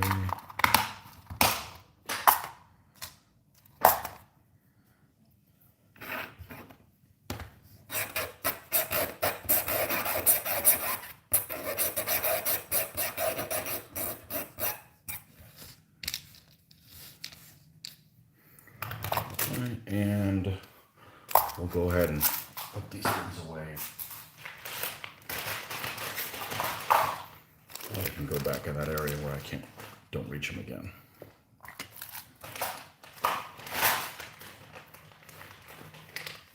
Top Gear, that's what the show is called. Yeah, the humor got a little racy. I mean, I appreciate it, but you know, don't really need to have a show where they're practical joke at each other and putting a dildo on the steering wheel. That's, I believe, the scene that said, like, okay, enough of that. Now she might be able to handle it. It's a good show. I enjoy those guys, but I don't know if the old ones were as scripted as the new one is. The new one is extremely scripted. It's unwatchable as far as I'm concerned. So might have to go back and start watching the old ones again. But we like all the car stuff. The daughter likes to play driving games,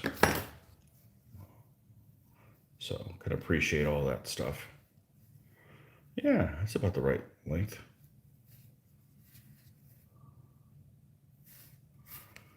Okay,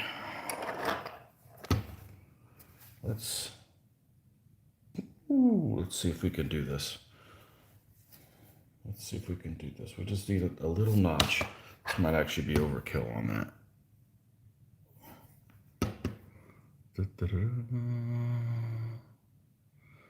There's a Lego Star Destroyer account. As far as what you got for Christmas, sure. That stuff's cool. I would have loved to have that stuff as a kid.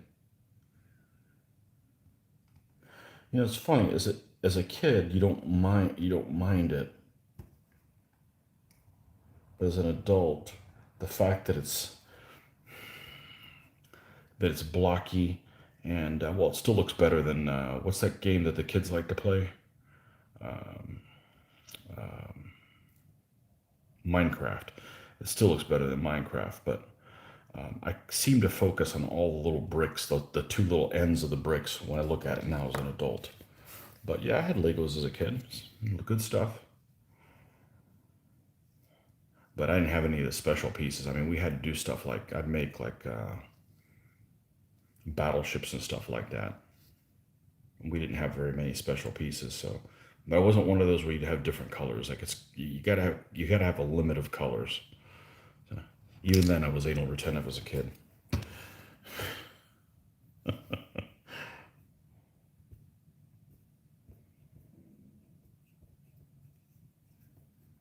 Let's just put a tiny little notch where this is gonna sit on there, and when we drop some epoxy in there, it'll stay in place.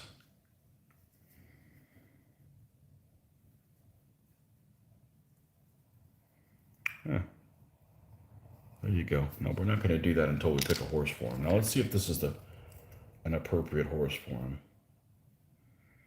It's awfully armored. This is a minifigs horse.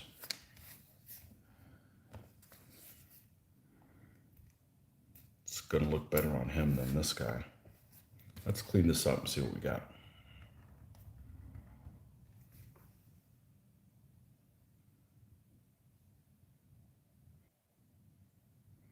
Napoleonic 15mm Russian cab been working through while you've been doing medieval. Yeah, yeah. How big are those cav units? How many figures? In other words, how many figures do you have to paint the same before you get to change the uniforms? 12, 24, or more? And what rule set are you using? If you're using DBN, probably only have to paint 3 of them. I don't know. I enjoyed that game of DBN, but I'll be honest with you. If I was a Napoleonics player, in other words, if Napoleonics was my period, DBN wouldn't cut it. I mean, I need more detail than that. It's just too generic. You get a battle finished in a moment, quickly, but it's just too generic for me.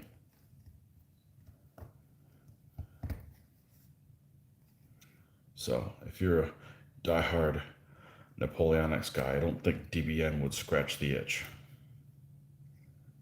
I'm just guessing.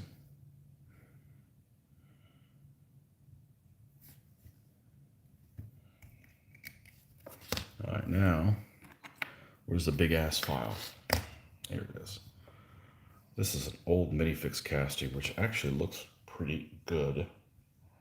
Oh, he does have a ridge on the front of his thing. Okay, well, let's not take off any sculpting if we don't need to.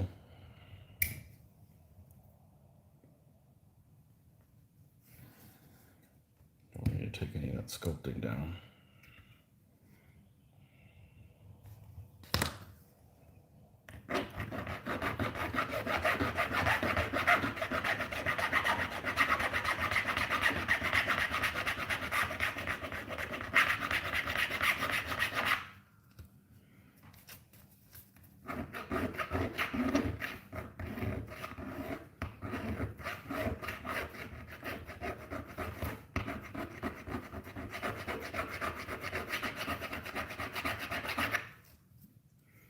Geez, I'll be done here next week with this.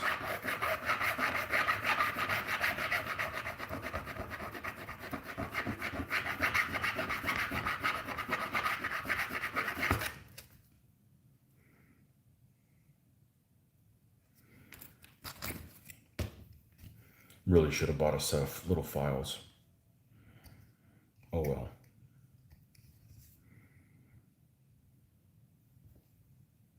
I think the Army Painter ones are nice. They got a variety of different in there to get in between the figures. I just don't usually work with a lot of figures that have a ton of flash. These have a ton of flash. This is an old mold, no doubt. And it's actually pretty brittle. The metal in here is pretty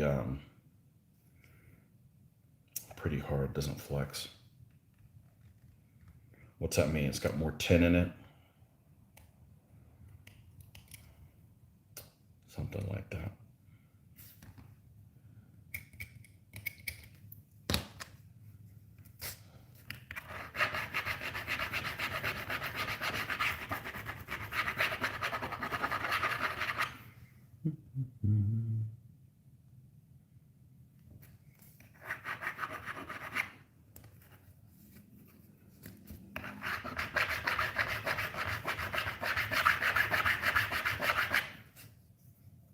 Now we're going to have to take this thing off the back.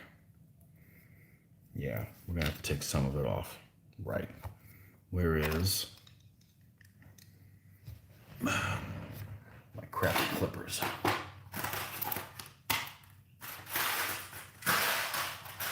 If I didn't take them somewhere else. Which I bet I did. No problem. We can use something else then.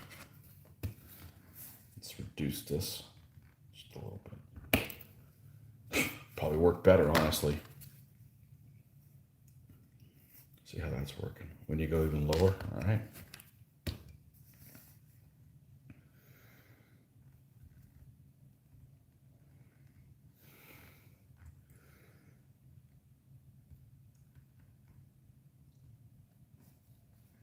Geez, that one sliced easy, and then this one's being difficult.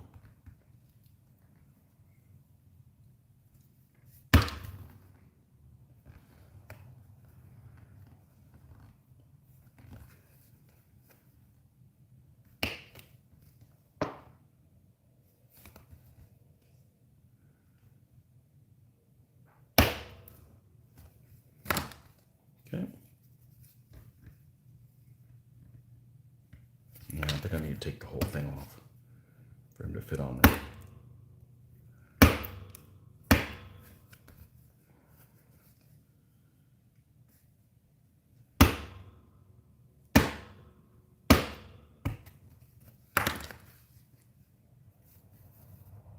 There we go.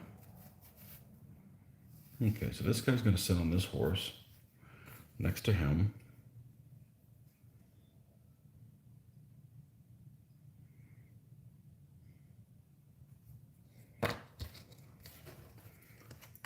With this guy on here as well.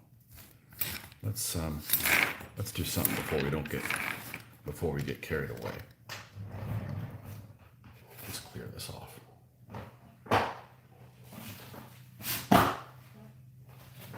That's why I don't cut on this thing. I don't want those gouges on this cutting surface. I know that's what it's for, but hell, I didn't even buy this one. I commandeered this one from work, and I don't want to have to buy another one, or, you know, I put a gouge on here. It's in every video and bothers me. I'm not anal retentive about all my stuff, just my hobby stuff. Okay. Where'd that horsey go? He was right here. Damn it, man. There we go. I just didn't want to get all those metal filings all over the room. Okay. So we got this. It fits on there nicely. Let's bend his tail in a little bit so it's not interfering with something else. Okay. And we can glue this on him as well. All right, let's see if there's anything else we need to epoxy down before we go and epoxy this guy down. Well, of course there is. We got to put another figure next to him. All right, so let's see if any of these new candidates that I pulled off might be a better option than, say, this guy here. Let's see what we got here. These are kind of later period gendarmes. Yeah, we're going to stick with this guy that we have. All right. We'll give them this armored horse.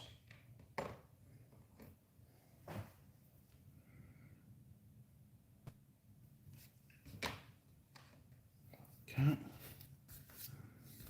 It's an Essex figure, so he's got a kind of a limp lance.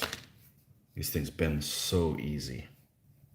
So easy. Let's clean this up a little bit. Oh.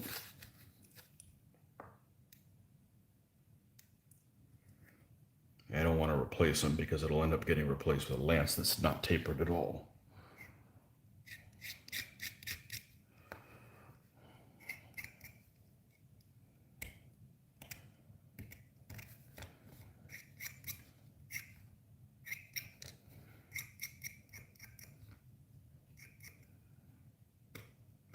Okay.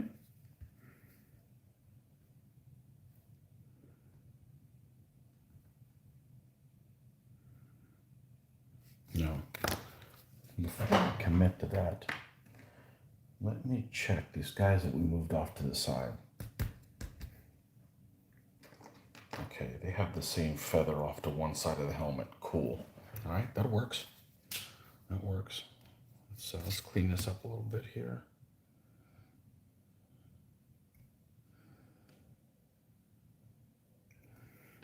I don't mind the Essex figures. I just don't like the metal sometimes, and I don't like the poses sometimes.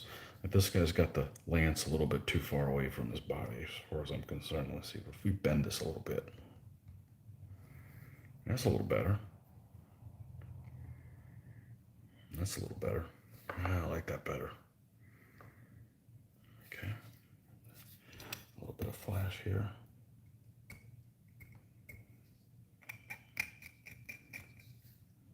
Essex has some poses that are a little bit too much. I don't want to have anything to do with this lance. Yeah, well, you should have joined the infantry, dude. You shouldn't have been a wealthy landowner.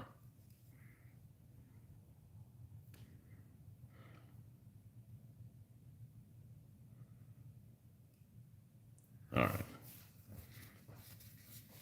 Now, how does this guy fit on here?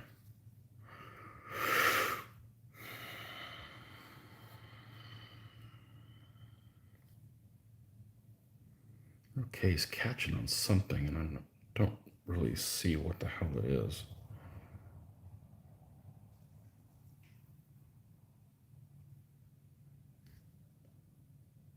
Okay, well, I'm pretty happy with that. Any flash on this horse is a roundway horse. I like roundway, but there's a lack of poses on them, so you need to mix and match the guys unless you want them to all look uniform, which is not exactly what I'm looking for when I'm doing these medievals. Okay, so here's the other two candidates along with him. So we need to epoxy these guys down. All right, so let's take some of this. There's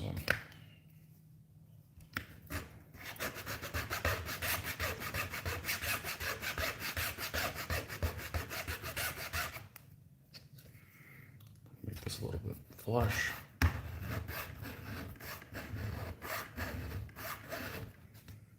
Okay, there's one stand, and then let's take that.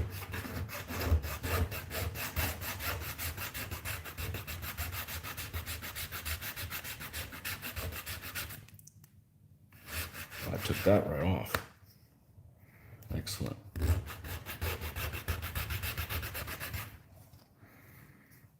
Excellent. Okay. We'll do the other side too. We're gonna have to eventually.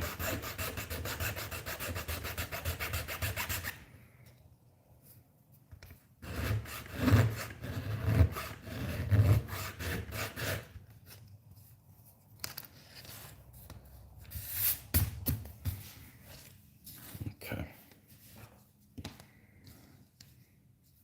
Oh, So a little bit of flash down here at the bottom of this horse.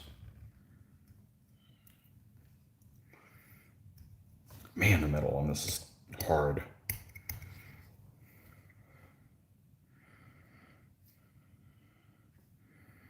Okay. Let's get us some epoxy. Yep. Well, we use this side. And we'll just take this extra.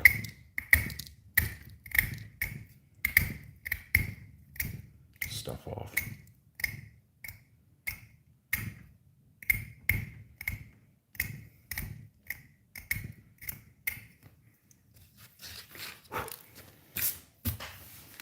All right.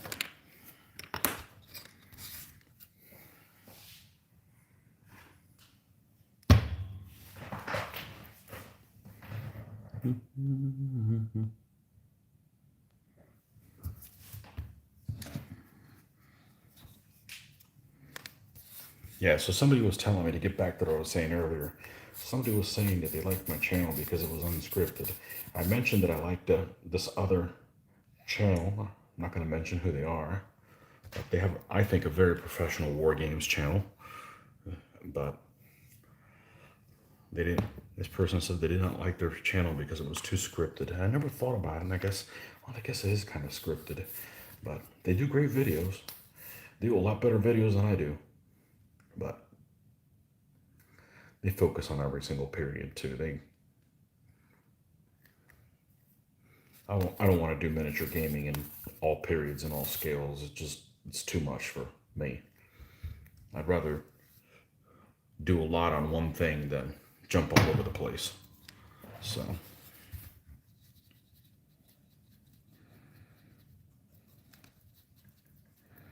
if you don't like 15mm figures, you best not come here. I'm not going to be doing 28s or 6s or any of that. Okay. Let's put this back.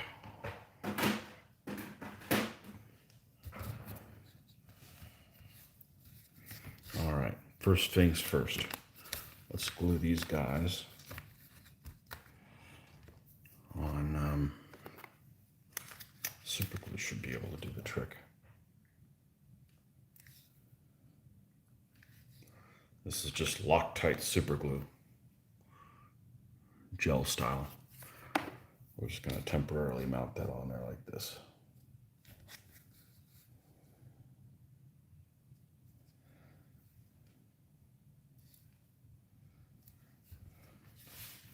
We'll let this sit a little bit.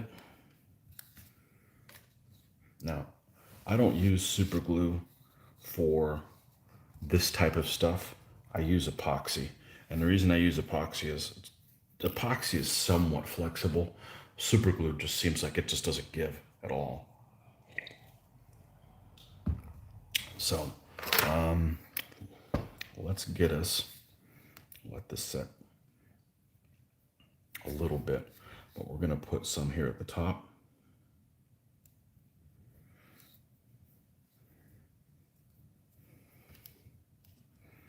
And we're going to put a tiny little dollop down here on the foot.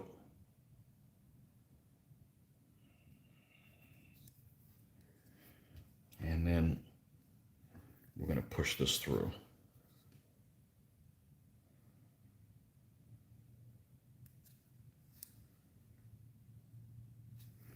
I'm going to put a little dollop here at the top.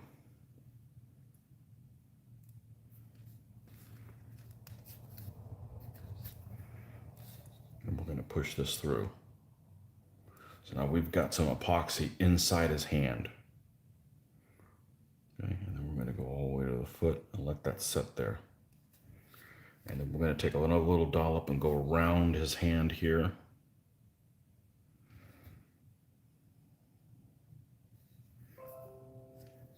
Well, there's a sign. I don't know this freaking was on. I don't like notifications on. Let's turn the volume all the way off. There we go. Mouthy laptop. All right, we're going to come back to this in a little bit. We're going to go ahead and put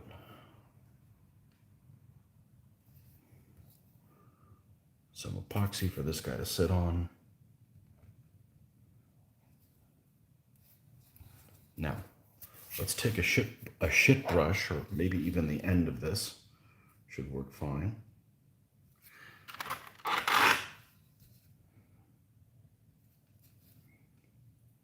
And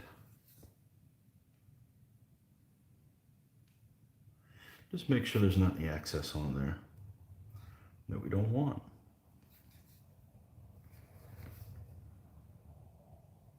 Okay, straighten his ass out. Check for fit again on this guy. This guy's almost like, and I think it has to do with this figure doesn't have a flat spot on him. Let's try that. That's a little better. I just dried up some, which is good. Put some right there. There's no point having it go down the sides. His legs don't touch. Sometimes when you use one manufacturer mounted figure with another manufacturer's horse, it's not maybe the best combination. You gotta kind of get creative sometimes.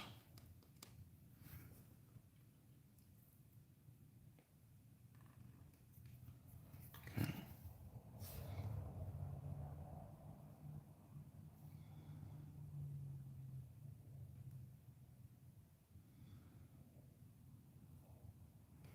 Might have to baby this guy a little bit. This guy turned out okay. And he'll be on the stand with him. And I'll be on the stand with this guy.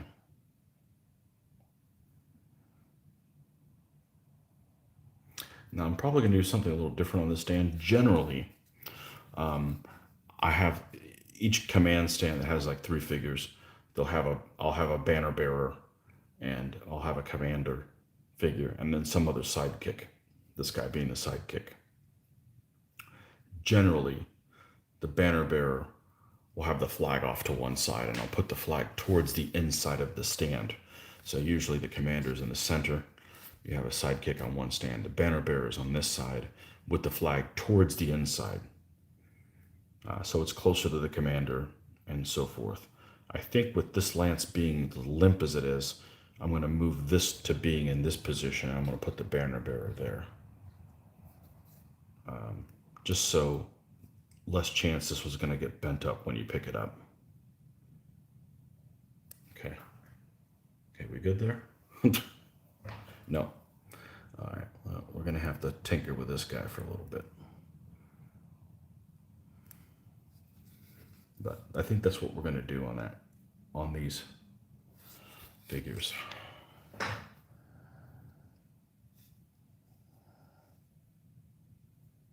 Good thing this isn't 10-minute epoxy. You still want to swing that way?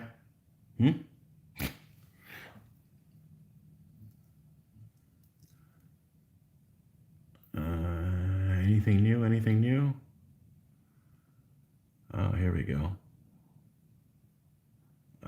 Just finished 12 Pavlograd Hussars, 12 each. Okay, so you're painting them in groups of 12. That's cool. Age of Eagles, huge battles, huge figure numbers. Megalomaniac. Well, you know, I'd do more figures, but it's just going to take a lot of time. I mentioned earlier when we're working on Renaissance stuff. And one thing's for sure, the pike units will be one unit. They're not going to be split into 2 or 3 units to make one. It's all going to be one. So I want to get the proportion of pike figures right, but each pike unit is going to have at least 12 figures, at least, maybe 16, depending on what they are. So it just got to have the right look. So I get the large amount of figures. For me, it's painting time. It's not cost. You know, figures are, I'm not going to say damn near free, but that's not the real consideration. It's painting time and how long it takes you to get them out on the tabletop. Age of Eagles. I'm not familiar with that one, but that's not not my period. I did play Napoleon. What is it? Napoleon's Battles that Mitch has. Yeah, that was fun.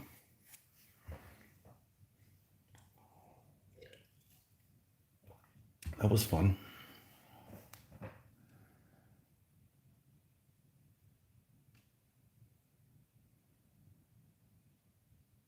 So the Napoleonic gaming I've played is DBN, which I don't think is very Napoleonic.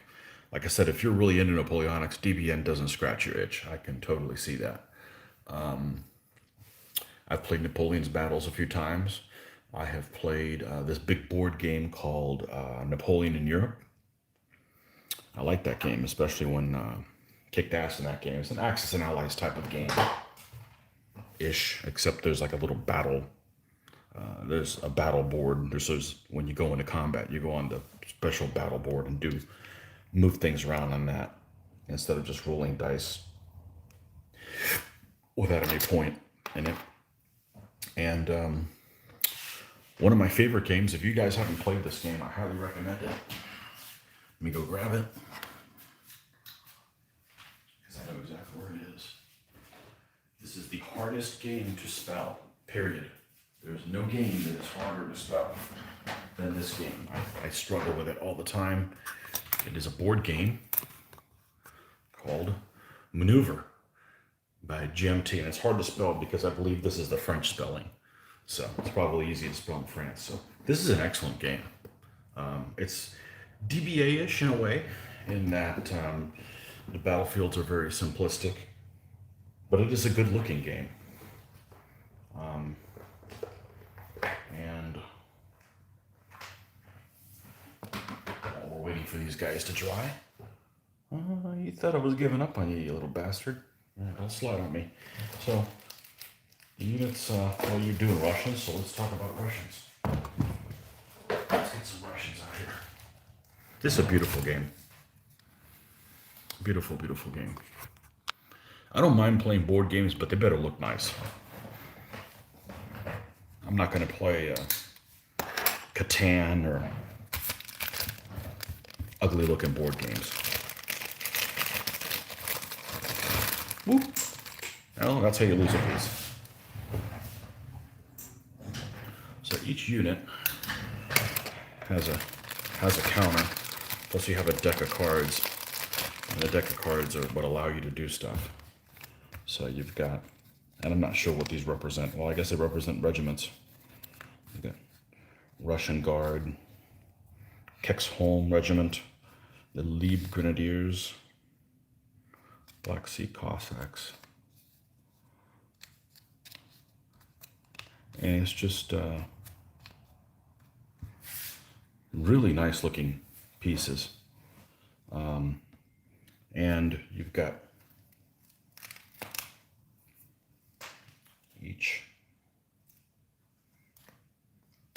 each card has, each unit is represented on the card. I want to say 3 or 4 times, and have different attacks and stuff that you can do with them. So you can't do everything all the time that you want. But it's a great game. It's a great game by GMT. And every country has a different set of cards. So you got French, Austrian, British, Prussian, Spanish, and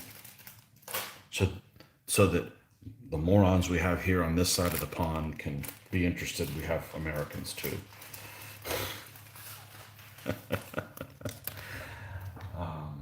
It's a great game. I haven't played it in a while. And there's an expansion set also that Mitch has it.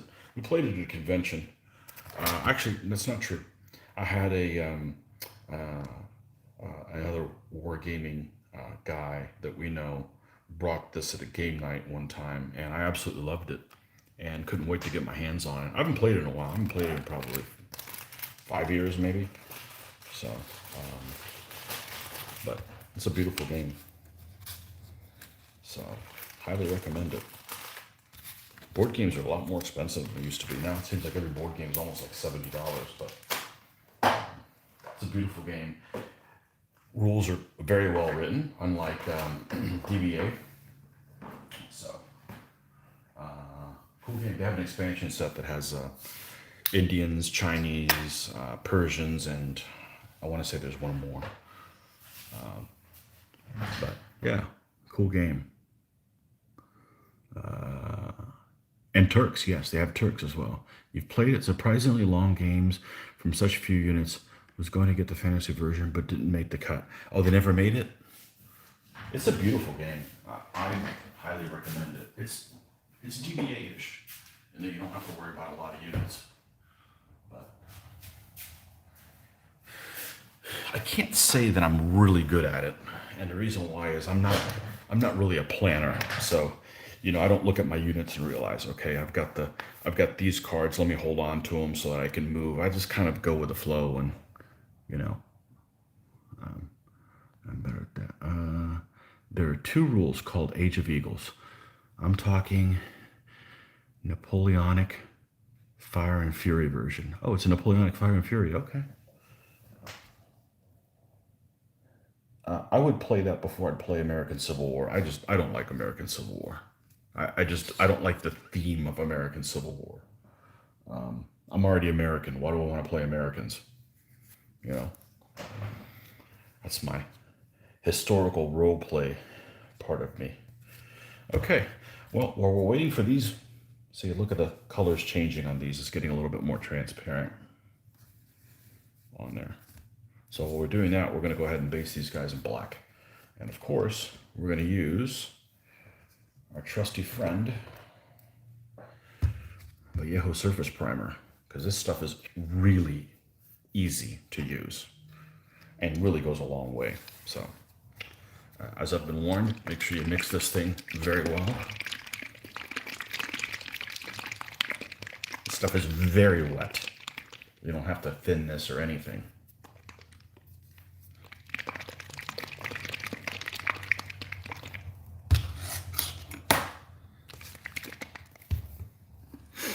And let's grab a brush that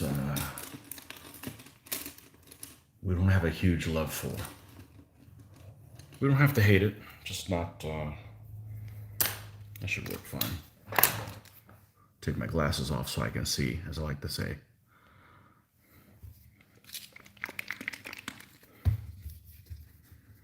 When I first started wargaming, the local club that met at the hobby store, they were big into Johnny Red. That's what they were big into. And I gotta be careful because I don't want to, there's some fibers here of trees, of the grass, and I don't want to get that built into the primer. And then I've got these fuzzy armored dudes. Just make sure this is gone from there. And see, 3 figures, let's use 4 drops. 1, 2, 3, 4. This stuff goes a long way. You know what? I'm going to actually downsize to a smaller brush. We don't need that big we don't need that big a monster. I was really surprised how long this stuff goes. This is probably about right.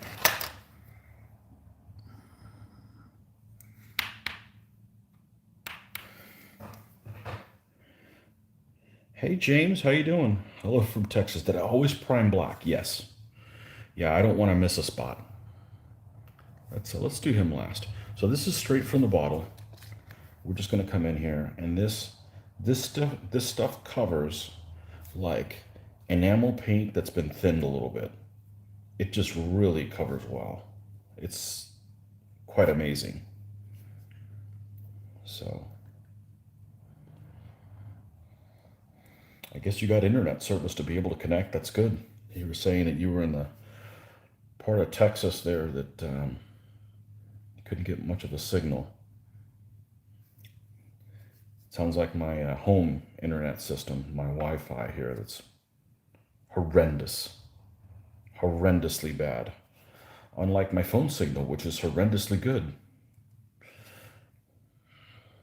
But my home internet is pathetic. Pathetic, pathetic, pathetic. What else do we have on here? You did have Age of Eagles, enjoyed it as much as Fire and Fury, but no one else would play. Now play Commanding Colors Naps with Figures for DBN. Okay. Um, I like Commanding Colors as well. I think Commanding Colors is very similar to DBA in that it's a fun game, but I don't walk away feeling like I played the period that I played in. Not knocking it, it's just it's a fun game, but that's about it. I do like the you can't do whatever you want based on the cards, but and Jim's question. Da-da-da-da. Only early in the morning or late at night. Oh, as far as signal, you always use brush on instead of spray paint. So I always did brush on because I was afraid of covering stuff with spray paint. And then I think when I started doing my Landschneck on my pikeman, I went to using a black spray paint. But then you still have to brush on stuff, the spots you miss. So it's not a problem. So I was doing that for a while, and I had a recent issue with my spray paint, and I don't remember which figures it was. I always keep forgetting. May have been something on my Turks, or I don't know. I have a mental block with that. I can't remember what figures it was. But I was building an army I did relatively recently, and the spray can. I think I was too far away from it, what it was, but it behaved weird and it kind of messed the figures up. A black spray paint can. I've never had a spray issue with a clear, but and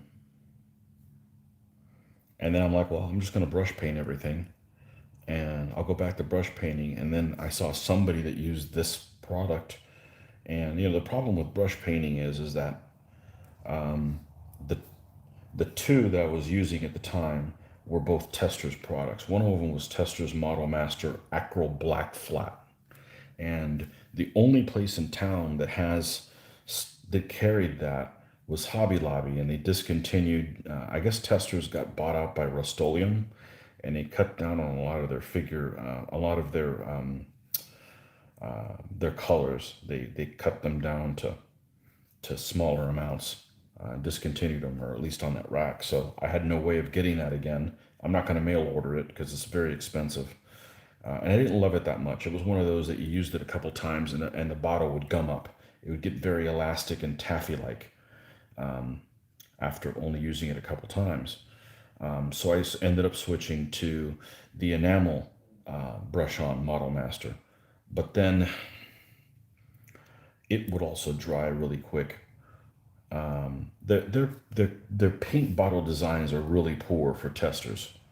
And this isn't the old Testors. This is the Model Master line, which is supposed to be better. But I saw this product somewhere, and I'm like, oh, I'll give it a shot. It's how much? Oh man, it's $20. Well, maybe I can. I don't know. I could try it, and I've loved it since. So it has zero smell. It's still water wash up. You don't have to cut it down with anything. I don't know if it's as durable as the other stuff, but I haven't had any problems with it yet. When I'm done, I don't seem to miss any spots or things. You get that something where the bubble pops and you've got this spot underneath where it doesn't have paint on it. I'm not really having that many issues with it. It goes a long way. I mean, look, I'm going over this. I'm going over this armor just once, and it's going in all the recesses really well. It behaves really well. So I use black because I don't want some little spot down in there that's glaring at me. If there's something that I miss, I want it to be black in the shadows where you don't even notice it.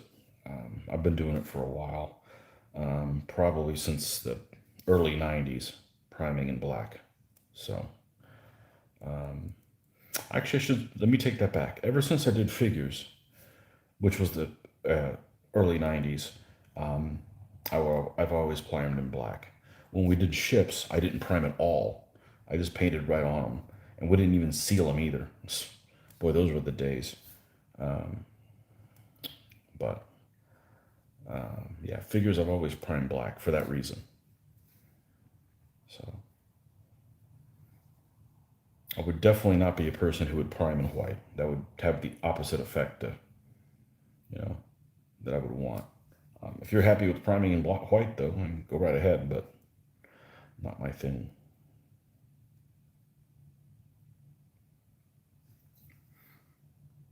Yeah, I don't want to convert anybody. I just do what I do, and and if we're on the same team, that's cool, and if we're not, then that's okay too. You know,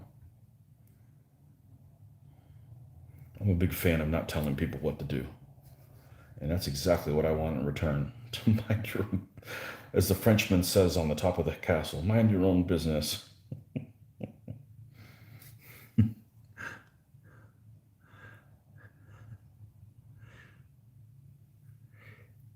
Using white, black bristles, how do you get whites and bright colors to come up with that brightness? So, I'm painting every color in like 6 different shades.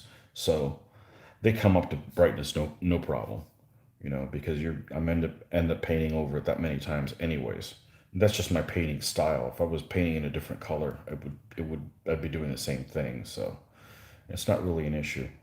The most challenging color to paint is yellow, and that's just because it's yellow, not necessarily because it's on a black background. But yellow and orange, Aryan orange are beast, but you end up starting those areas brown anyway. So I just don't want to leave some little spot there and have it glaring bright. I've done this so long now that I don't really have any interest in changing that. And I don't really want my figures to start having a different look. I like the fact that they all have kind of the consistent type of, you can look at them, you can tell who painted them kind of thing. So I've been happy with the results so far. So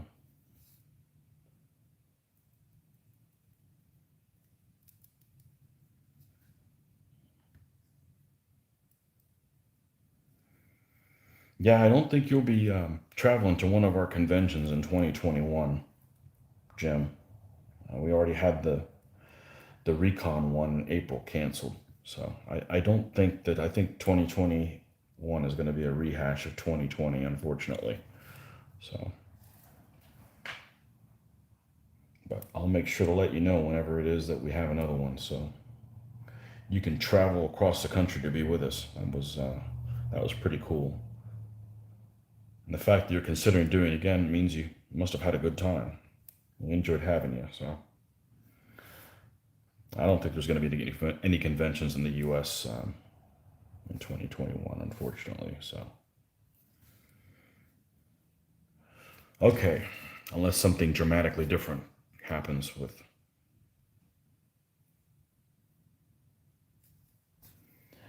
what people want, which I do not think that will be the case.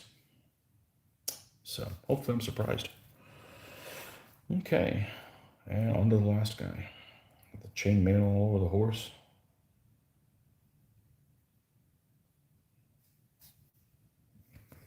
Yeah, it doesn't really matter whether we have conventions. Still gonna do these. Still gonna do these videos. Still gonna do the gameplay videos, the paint videos. One thing doesn't really affect the other. You know, if there was conventions, I'd still do this stuff. This is just my way of getting things done and not spend all morning surfing the internet. So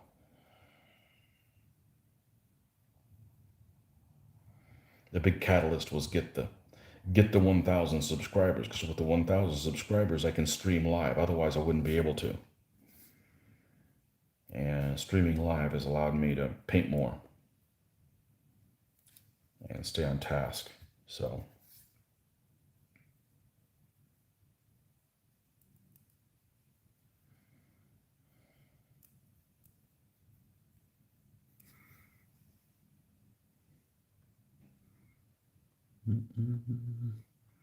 let's see.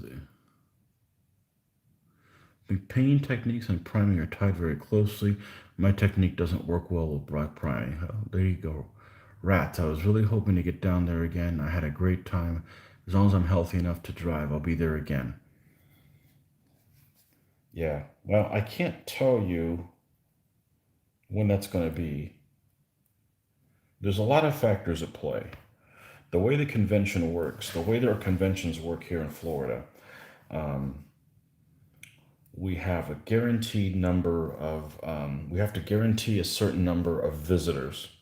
Okay, let me back up. We, in order to get the space at an affordable rate, we have to guarantee a certain number of room nights. And to do that, you got to have a lot of people attend. So if they held a convention right now and they wanted to go on with it, I would easily say it would, the best case scenario, half of the people would attend that normally would attend, and that's not enough to cover the room nights for for the convention association to not take a big hit, because if they don't cover the room nights at the hotel, they get hit with penalties. And So yeah, you can't. I don't see them running the convention again until at least 75% of the people that would normally attend would attend to cover the hotel costs. That's as far as I understand it. I'm not on the board or anything. I'm just, just from what I hear. So even if, the government is okay with it, if people don't come back and go to it, it's going to be a problem to have the convention. And right now, my feeling is, being optimistic, I would say half the people, and just from people's reactions, because, they'll say, hey, the convention's, sorry, we've had to cancel the convention. And everybody responds to it, hey, it was a good call, it was the right call, et cetera, et cetera. So there's a significant amount of people that, even if they had the convention, just aren't going to attend it. So they can't really hold the conventions until that attitude changes or what have you. So. And I don't see that. I don't see anything significantly changing that anytime soon. So lots of people are just don't want to be in that environment, you know. So,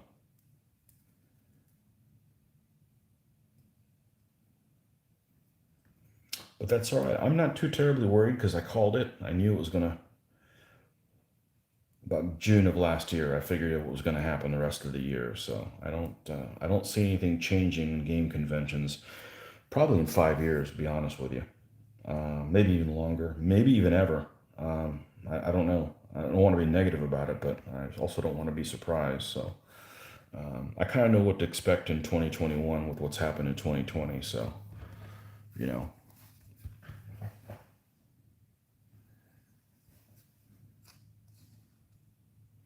I just don't know how people that can only get a chance to game at conventions can handle it. I,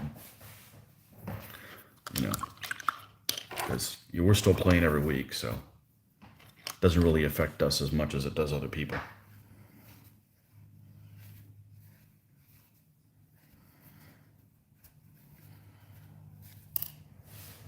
So, oh, I'll need to look that one up, maneuver. So we'll let you know when there's another convention, if there's another convention.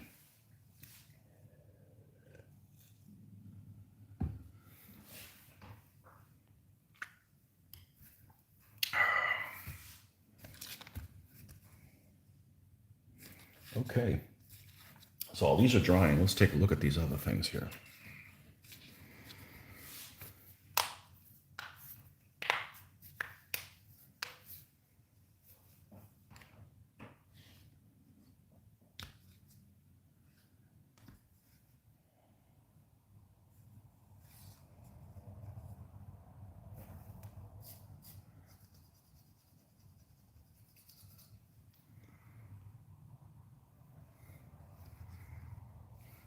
Solo. Playing solo, yeah, that wouldn't cut it for me. I wouldn't get much painting done if I was the only motivator. I think I'll give this guy a little bit deeper coverage there.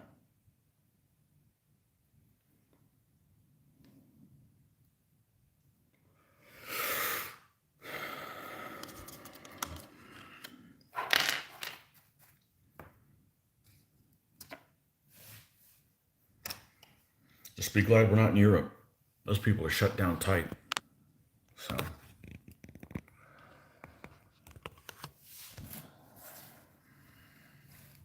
Okay.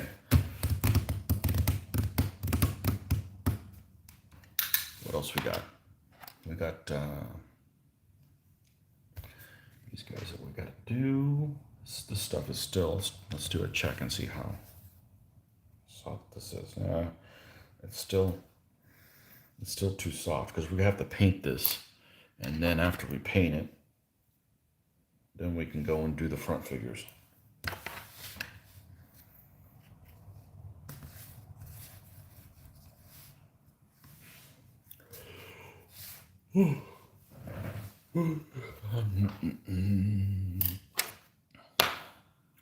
Yeah. So yeah, the whole pandemic, it's you and me to blame there, Jim. You bought all those figures to donate to people that were going to give us prizes. All of a sudden, there's no more conventions. I bought a cart. I bought one of these carts here to put all your stuff in. I think you had one when you came, and I bought one. I've been wanting one for years. I finally got around to getting one. Figured we'd use it in 2020. No conventions. What else did we get? I got a gimbal so we could film like stuff that can. Nope, no conventions. So, just really disappointing. But at least we're still gaming on a weekly basis. So,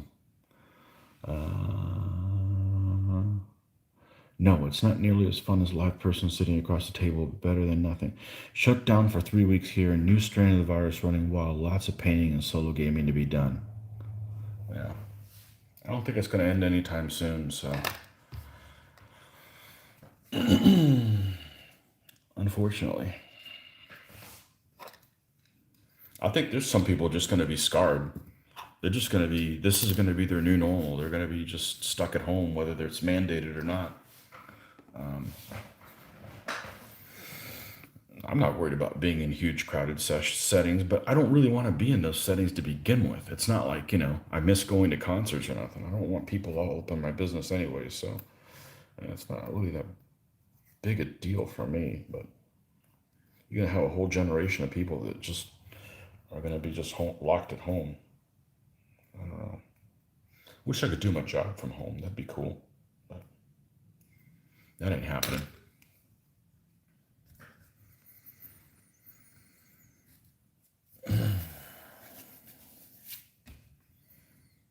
You got people like Mitch that work in the food service industry. He's gonna be wearing the stuff he's got to wear right now forever.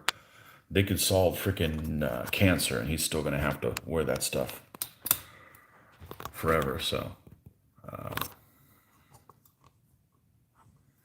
I told my daughter when she decides to go to college, make sure you pick something that wasn't affected by this COVID very much, so you don't have to get stuck in perpetual. It's like 9/11. Okay, you had 9/11, and you can't send your people off at the airport gate anymore. When are they ever gonna take that back? Never. You're never gonna be able to do that again, ever. You could kill every single terrorist in the universe, and they're never gonna release the ability to do that. So that's what really upsets me. So.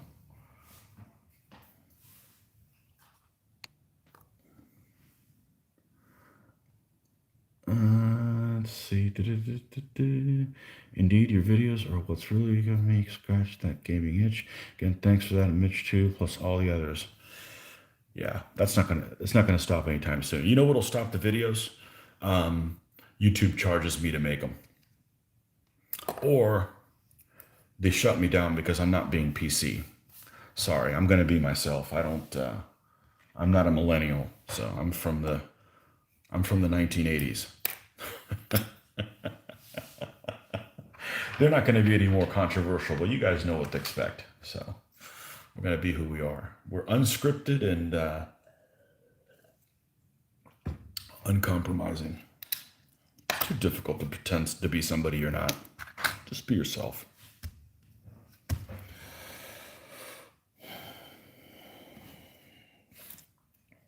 Oh, well.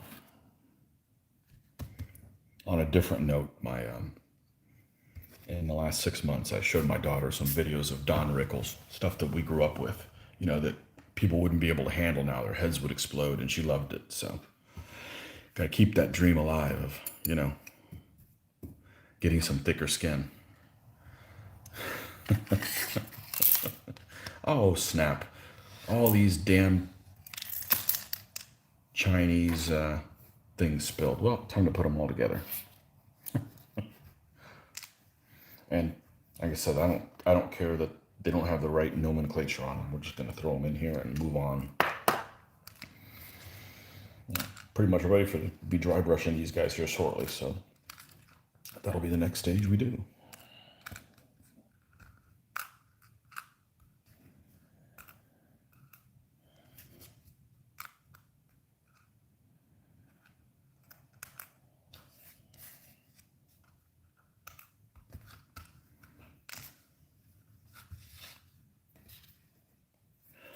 Okay, let's put this away before.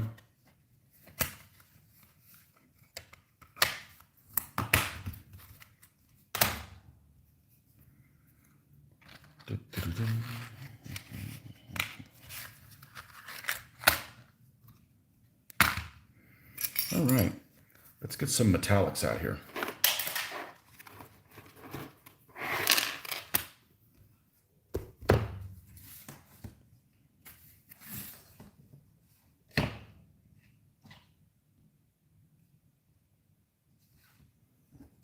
I missed one. There's one all the way over here.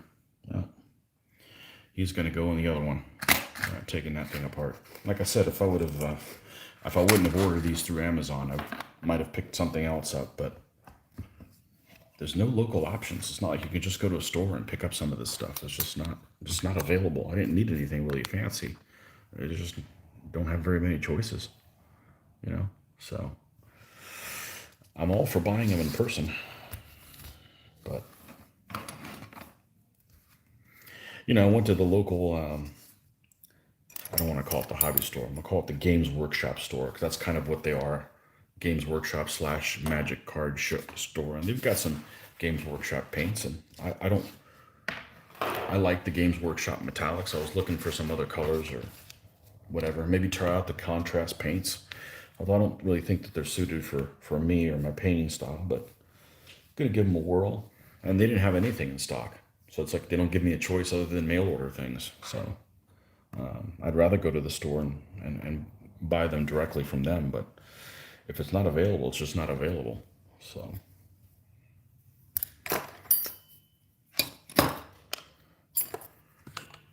And you can't order anything. And I don't mind doing stuff online because you can't go to places and ask people anything anymore. Nobody knows anything. Nobody wants to mail order. Nobody wants to order anything for you. I even asked somebody in a paint, hey, you guys, where's your, I couldn't find in the store, like, where's your paints? And the guy looked at me like, huh? Okay.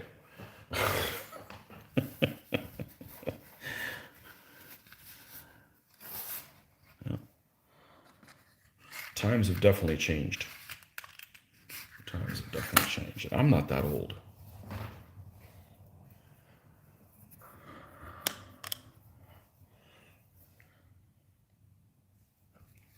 Okay. We're going to leave him for last. We do the fancy guy last. That's how it works. The fancier you are, the later you get done. You got to work up to that. So. Okay. Let's just do this generic guy here. And let's get some metal on him.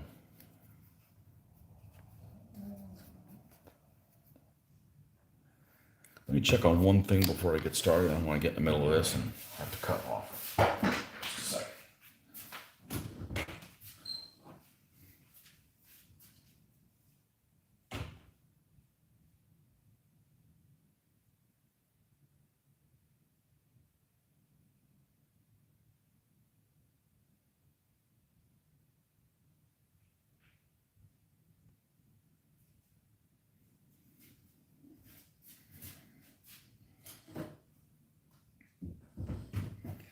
False alarm. The other people that live in here must have woken up and then went back to bed. All right, let's paint us some metal here. Da, da, da, da.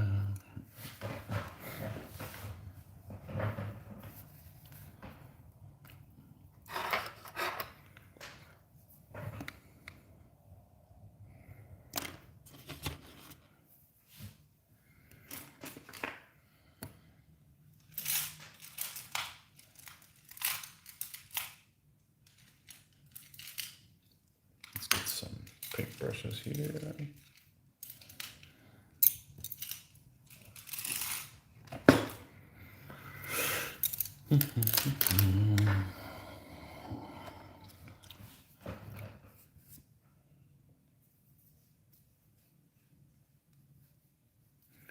And let's grab our thing that we started using. Oh, this worked fine. I decided to use I think somebody suggested to put this in a contact lens case. And when I got a contact lens case from a new prescription that were much smaller and looked totally different, I'm like, I'll just use this for a little case for my thinner, and it worked good. So sometimes people do have good ideas. Nobody has all the right answers.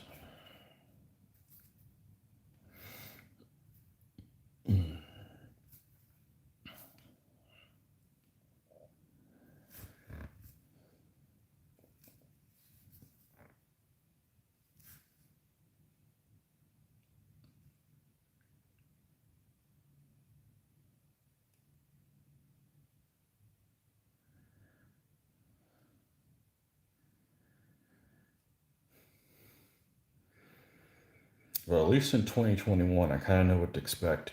Because what happened in 2020, I was kind of waiting for these restrictions to kind of lift so we can, go on a cruise or something like that. Use my vacation days for something useful. I don't want to take a day off and sit at home. That's silly because I've got to do like work ahead of time to before I can do that. So it's like, why would I create extra work for myself just to sit at home? So December rolled around. I'm like, well, I guess it's never gonna none of that stuff's ever going to materialize. So let me go ahead and take the days off. And it's the busiest December I think we've ever had in 26 years at work. So I never was able to take the days off. So now I know. So I'm going to have to find stupid reasons to take days off in 2021 so that I don't get caught in the same scenario, where I can't take time off. I think I only had like 4 years, 4 days that I took off in 2020. Now, this week actually it's my 2021 days because for some whatever reason our the place where I work, the week before Thanksgiving you've got to use all of your vacation days between by the 25th of December. So if you take time off after the 25th of December, it comes from next year's. So which sounds kind of stupid, but you just have to plan ahead because, if you want to take next in 2021 between Christmas and New Year's, then that comes from 2022 days. So, you're not really losing any days. You just kind of have to use them before. And we have no carryover days, so I couldn't carry any days over. So, but now we know we're not going to fall for that trick in 2021. So I should use all my vacation days in January and just sit at home for no good reason. And that'll be the catalyst that'll create conventions to come back again. And I won't be able to attend them because I used all my all my vacation days. How about that? Does that sound like a good plan?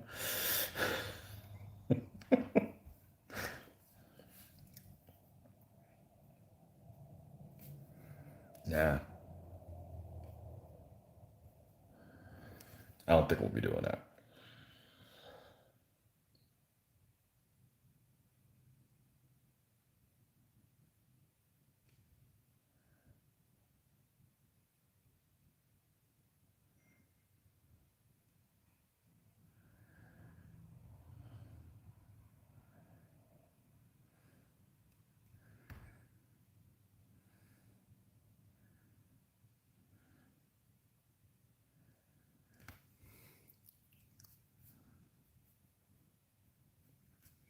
Don't think we'll be doing that. Well, it'd be nice if I had this centered on what the hell I was doing. Sorry about that. was my ignoramus moment.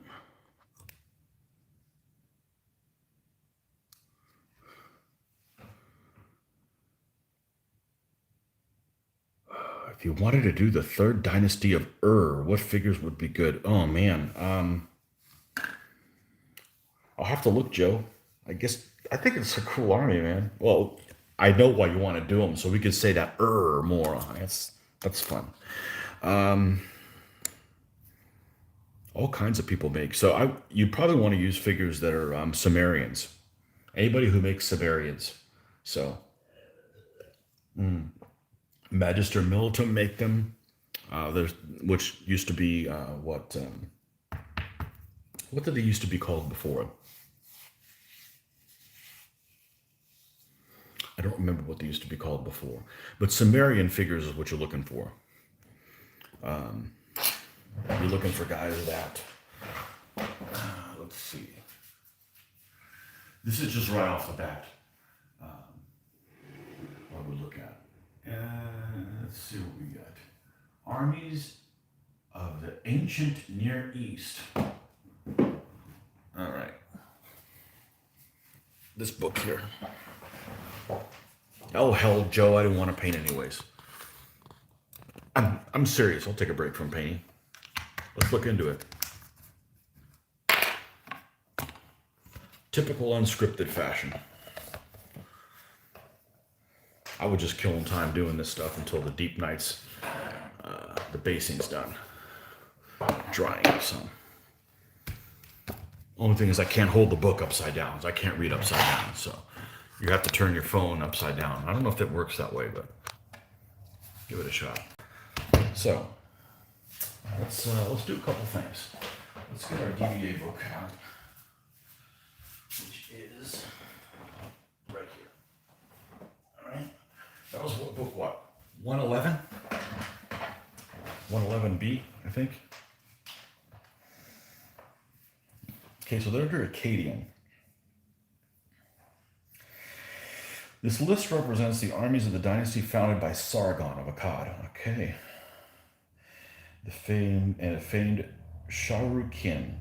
Akkadian armies probably campaigned well beyond Mesopotamia, and although the empire was racked by massive revolts, the army and its generals remained loyal until Mesopotamia was overrun by the Guti and Lulubi around 2193 BC. This list also includes the Sumerian Renaissance armies of the third dynasty of Hey, look, you were playing a Renaissance army and you didn't even know. Of the third dynasty of which drove out the Guti and Lulubi and achieved a temporary stability. Lighter and handier Amorite shields now began replacing the tall, rectangular shields pikemen often discarded in rough terrain, so some pikes are reclassified as spears. Normal deployment was vanguard, main body, in two wings, and rear guard, each with a sacred standard. Okay. And one of the references this uses is this book right here. Okay. So you're looking for Akkadian and third dynasty of Okay, so Sargon came first with the Akkadians through 2193, and then in 2112 is the start of the third dynasty of So some of the so it seems like if you're using pikemen, you would still use the earlier Sumerian type pikemen, but if you're using spear, they need to look like the Amorites. Okay. Let's do a little thing here. Let's do a little thing here. Let's go. Oh shit, I can't get on the internet because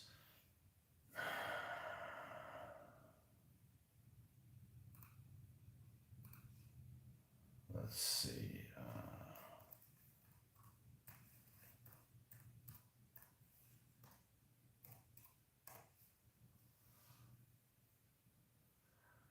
It somehow forgot what the password is for this network.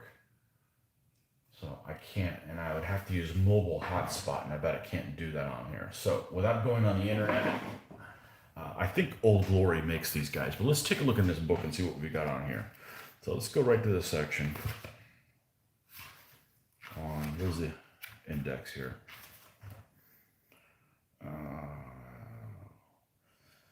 Sumer and Akkad, 15. That would be the one that would apply to them. Go to 15 and show you what some of these guys look like. Old Glory, I know, makes Amorites for the spearmen.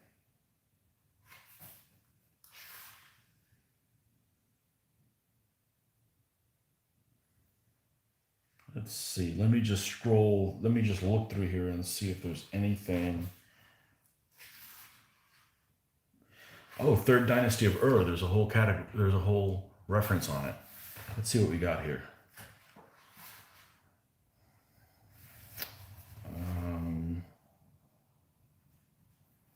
See if it says anything on here.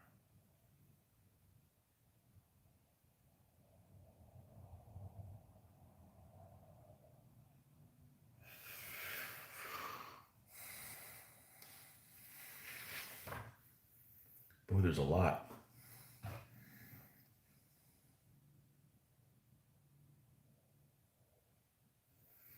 So after nearly a year of anarchy in Sumer, following the collapse of the dynasty of Akkad's authority, when the barbarous Guti were the arbiters of power of the land, one Utu Hegal, king of Uruk, returned the kingship to Sumer. What battles this king fought, what allies he had, we do not know in any detail, although it would seem that most of his short 7-year reign was spent driving the Guti out of Sumer and establishing his control of the country. However, Utu Hegal's dynasty was not destined to last. The king was swept away and drowned while supervising the construction of a new canal. It was his governor of Ur, a man named Ur-Nammu, who was to found a dynasty and an empire that would see the final flowering of Sumerian culture. By his 4th year, Uru-Nammu, by force of arms and diplomacy, had so extended his rule to declare himself king of Sumer and Akkad. The kings of the 3rd dynasty of Ur, unlike their imperialistic kings of Akkad, did not unduly stress their military achievements. Instead, their surviving inscriptions concentrate on the digging of canals, the rebuilding of temples, and the restoration of order to the land. Individual cities and their surrounding districts were administered by governors, ensi, appointed by and directly responsible to the king. The ensis were frequently moved from city to city. For example, the ensi of Ashur was transferred to Susa, either to prevent strong local ties developing as a threat to the king, or perhaps to use the talents of an able man to the full in troublesome areas. Many of these important positions, vital to the cohesion of the empire, were filled by close relations to the king. There are several instances of governors married to royal princesses, and in one case, a king's uncle was an ensi. The duties of the ensi were to maintain order in his city, to keep the local canals and roads in good repair, to collect and organize the district's tribute, and to keep the king informed of events in the area. Communications were maintained by the use of the numerous royal messengers traveling the well-kept roads from city to city in the empire. There you go. If you build that army, you got to have roads in every game, right? In order to prevent the frequent revolts from the dynasty of Akkad, the military responsibilities of the governors were concentrated in a new post, Shakana, of equal status to the ensi. The two types of official, one the military, other civilian, exist side by side in some district, although they were sometimes combined in one person. This is more commonly the case in outlying provinces whose security depended on the military. Thus, the governor of Mari was always a Shakana, as was the governor of Elam, while in Zarikum and Ashur it varied according to the military situation. Collectively, I don't see anything. Well, that was interesting. Okay, let's see. What is tactical dress equipment of the period 91? Let's see if we got some guys here. Let's see if we get auxiliary troops, Neo-Assyrians. All right, let's just start at the beginning. I bet it starts with Egypt. Yep. Egypt is the first. More Egypt, more Pharaoh. These are the type of books that basically all of the sculpts, as far as I understand it, of miniatures, use them as inspiration for their poses and things. So, well, here's some Sumerian stuff. Okay, Sumerian ruler 54. Okay, these type of guys here. But King of Ur 55. Here's your King of Ur. This is what you need to look like.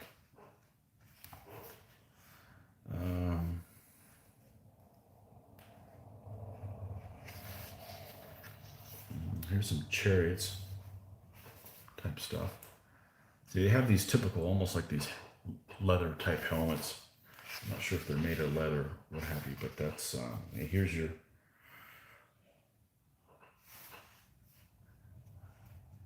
Sumerian spearmen. These are the early big shields there. And then this guy is Northern Sumerian soldiers, 62 to 63.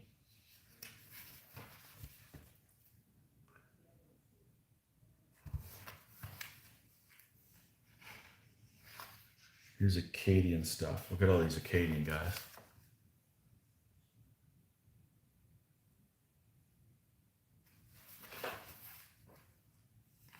They all have little helmets.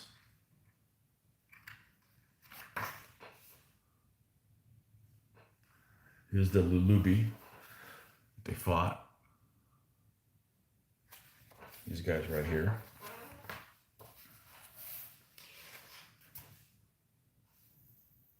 Oh, here's a picture. Shulgi, King of Ur. Here you go. This is your guy right here.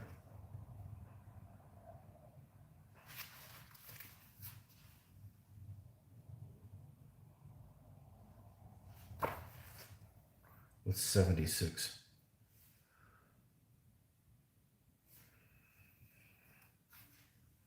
Reconstruction appearance of the spearmen of the late Ur the third. Here we go. This is what your spearmen are going to look like. Hey, they definitely look like Amorites. This guy right here got that Amorite type shield.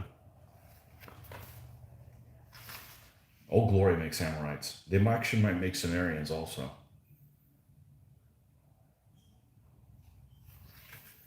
Yeah, what's this 77 infantry? This is other guys. He's got one of those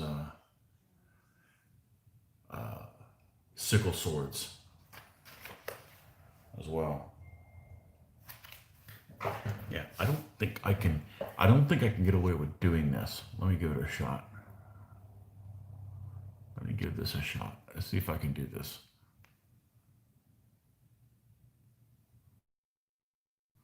Let's see if I successfully mobile hotspotted.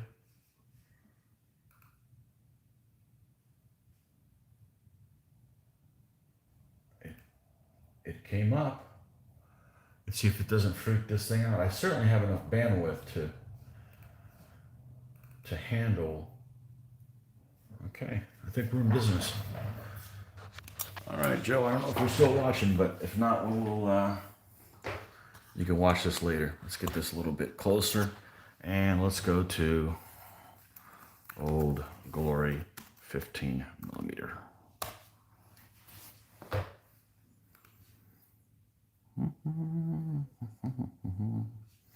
Annual Christmas sales here. Oh, yay. Old Glory 15 millimeter. Ancient Dark Age and Medieval. Age of Chariots. That's probably the earliest one they have. Let's go to Age of Chariots. Babylonians, Hittites, Libyans, Mycenaeans, New Kingdom, Nubians, Syrians. Okay, so they don't go as early as those guys, but they do make Amorites. So let's see what these Amorites look like. Well, they don't have that shield. Okay, they don't have that shield for the Amorites. The company I'm thinking is Magister Militum. They definitely make Magister Militum. Their website, for whatever reason, is extremely slow. Extremely slow. Historical period. We're interested in biblical. And we're interested in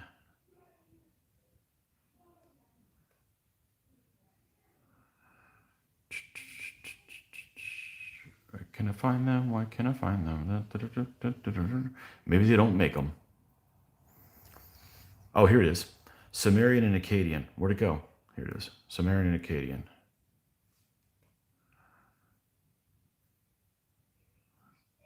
And they do make DBA army packs.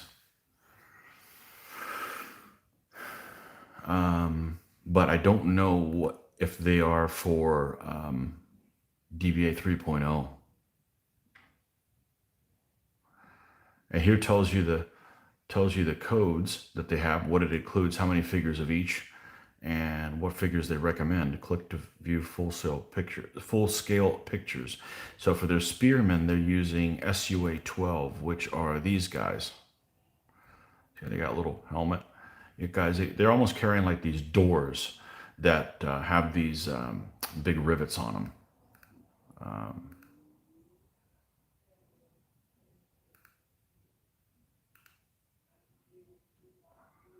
Chariot. So yeah, they do make DBA army packs. And what's this one go for? Looks like just shy of 30 pounds.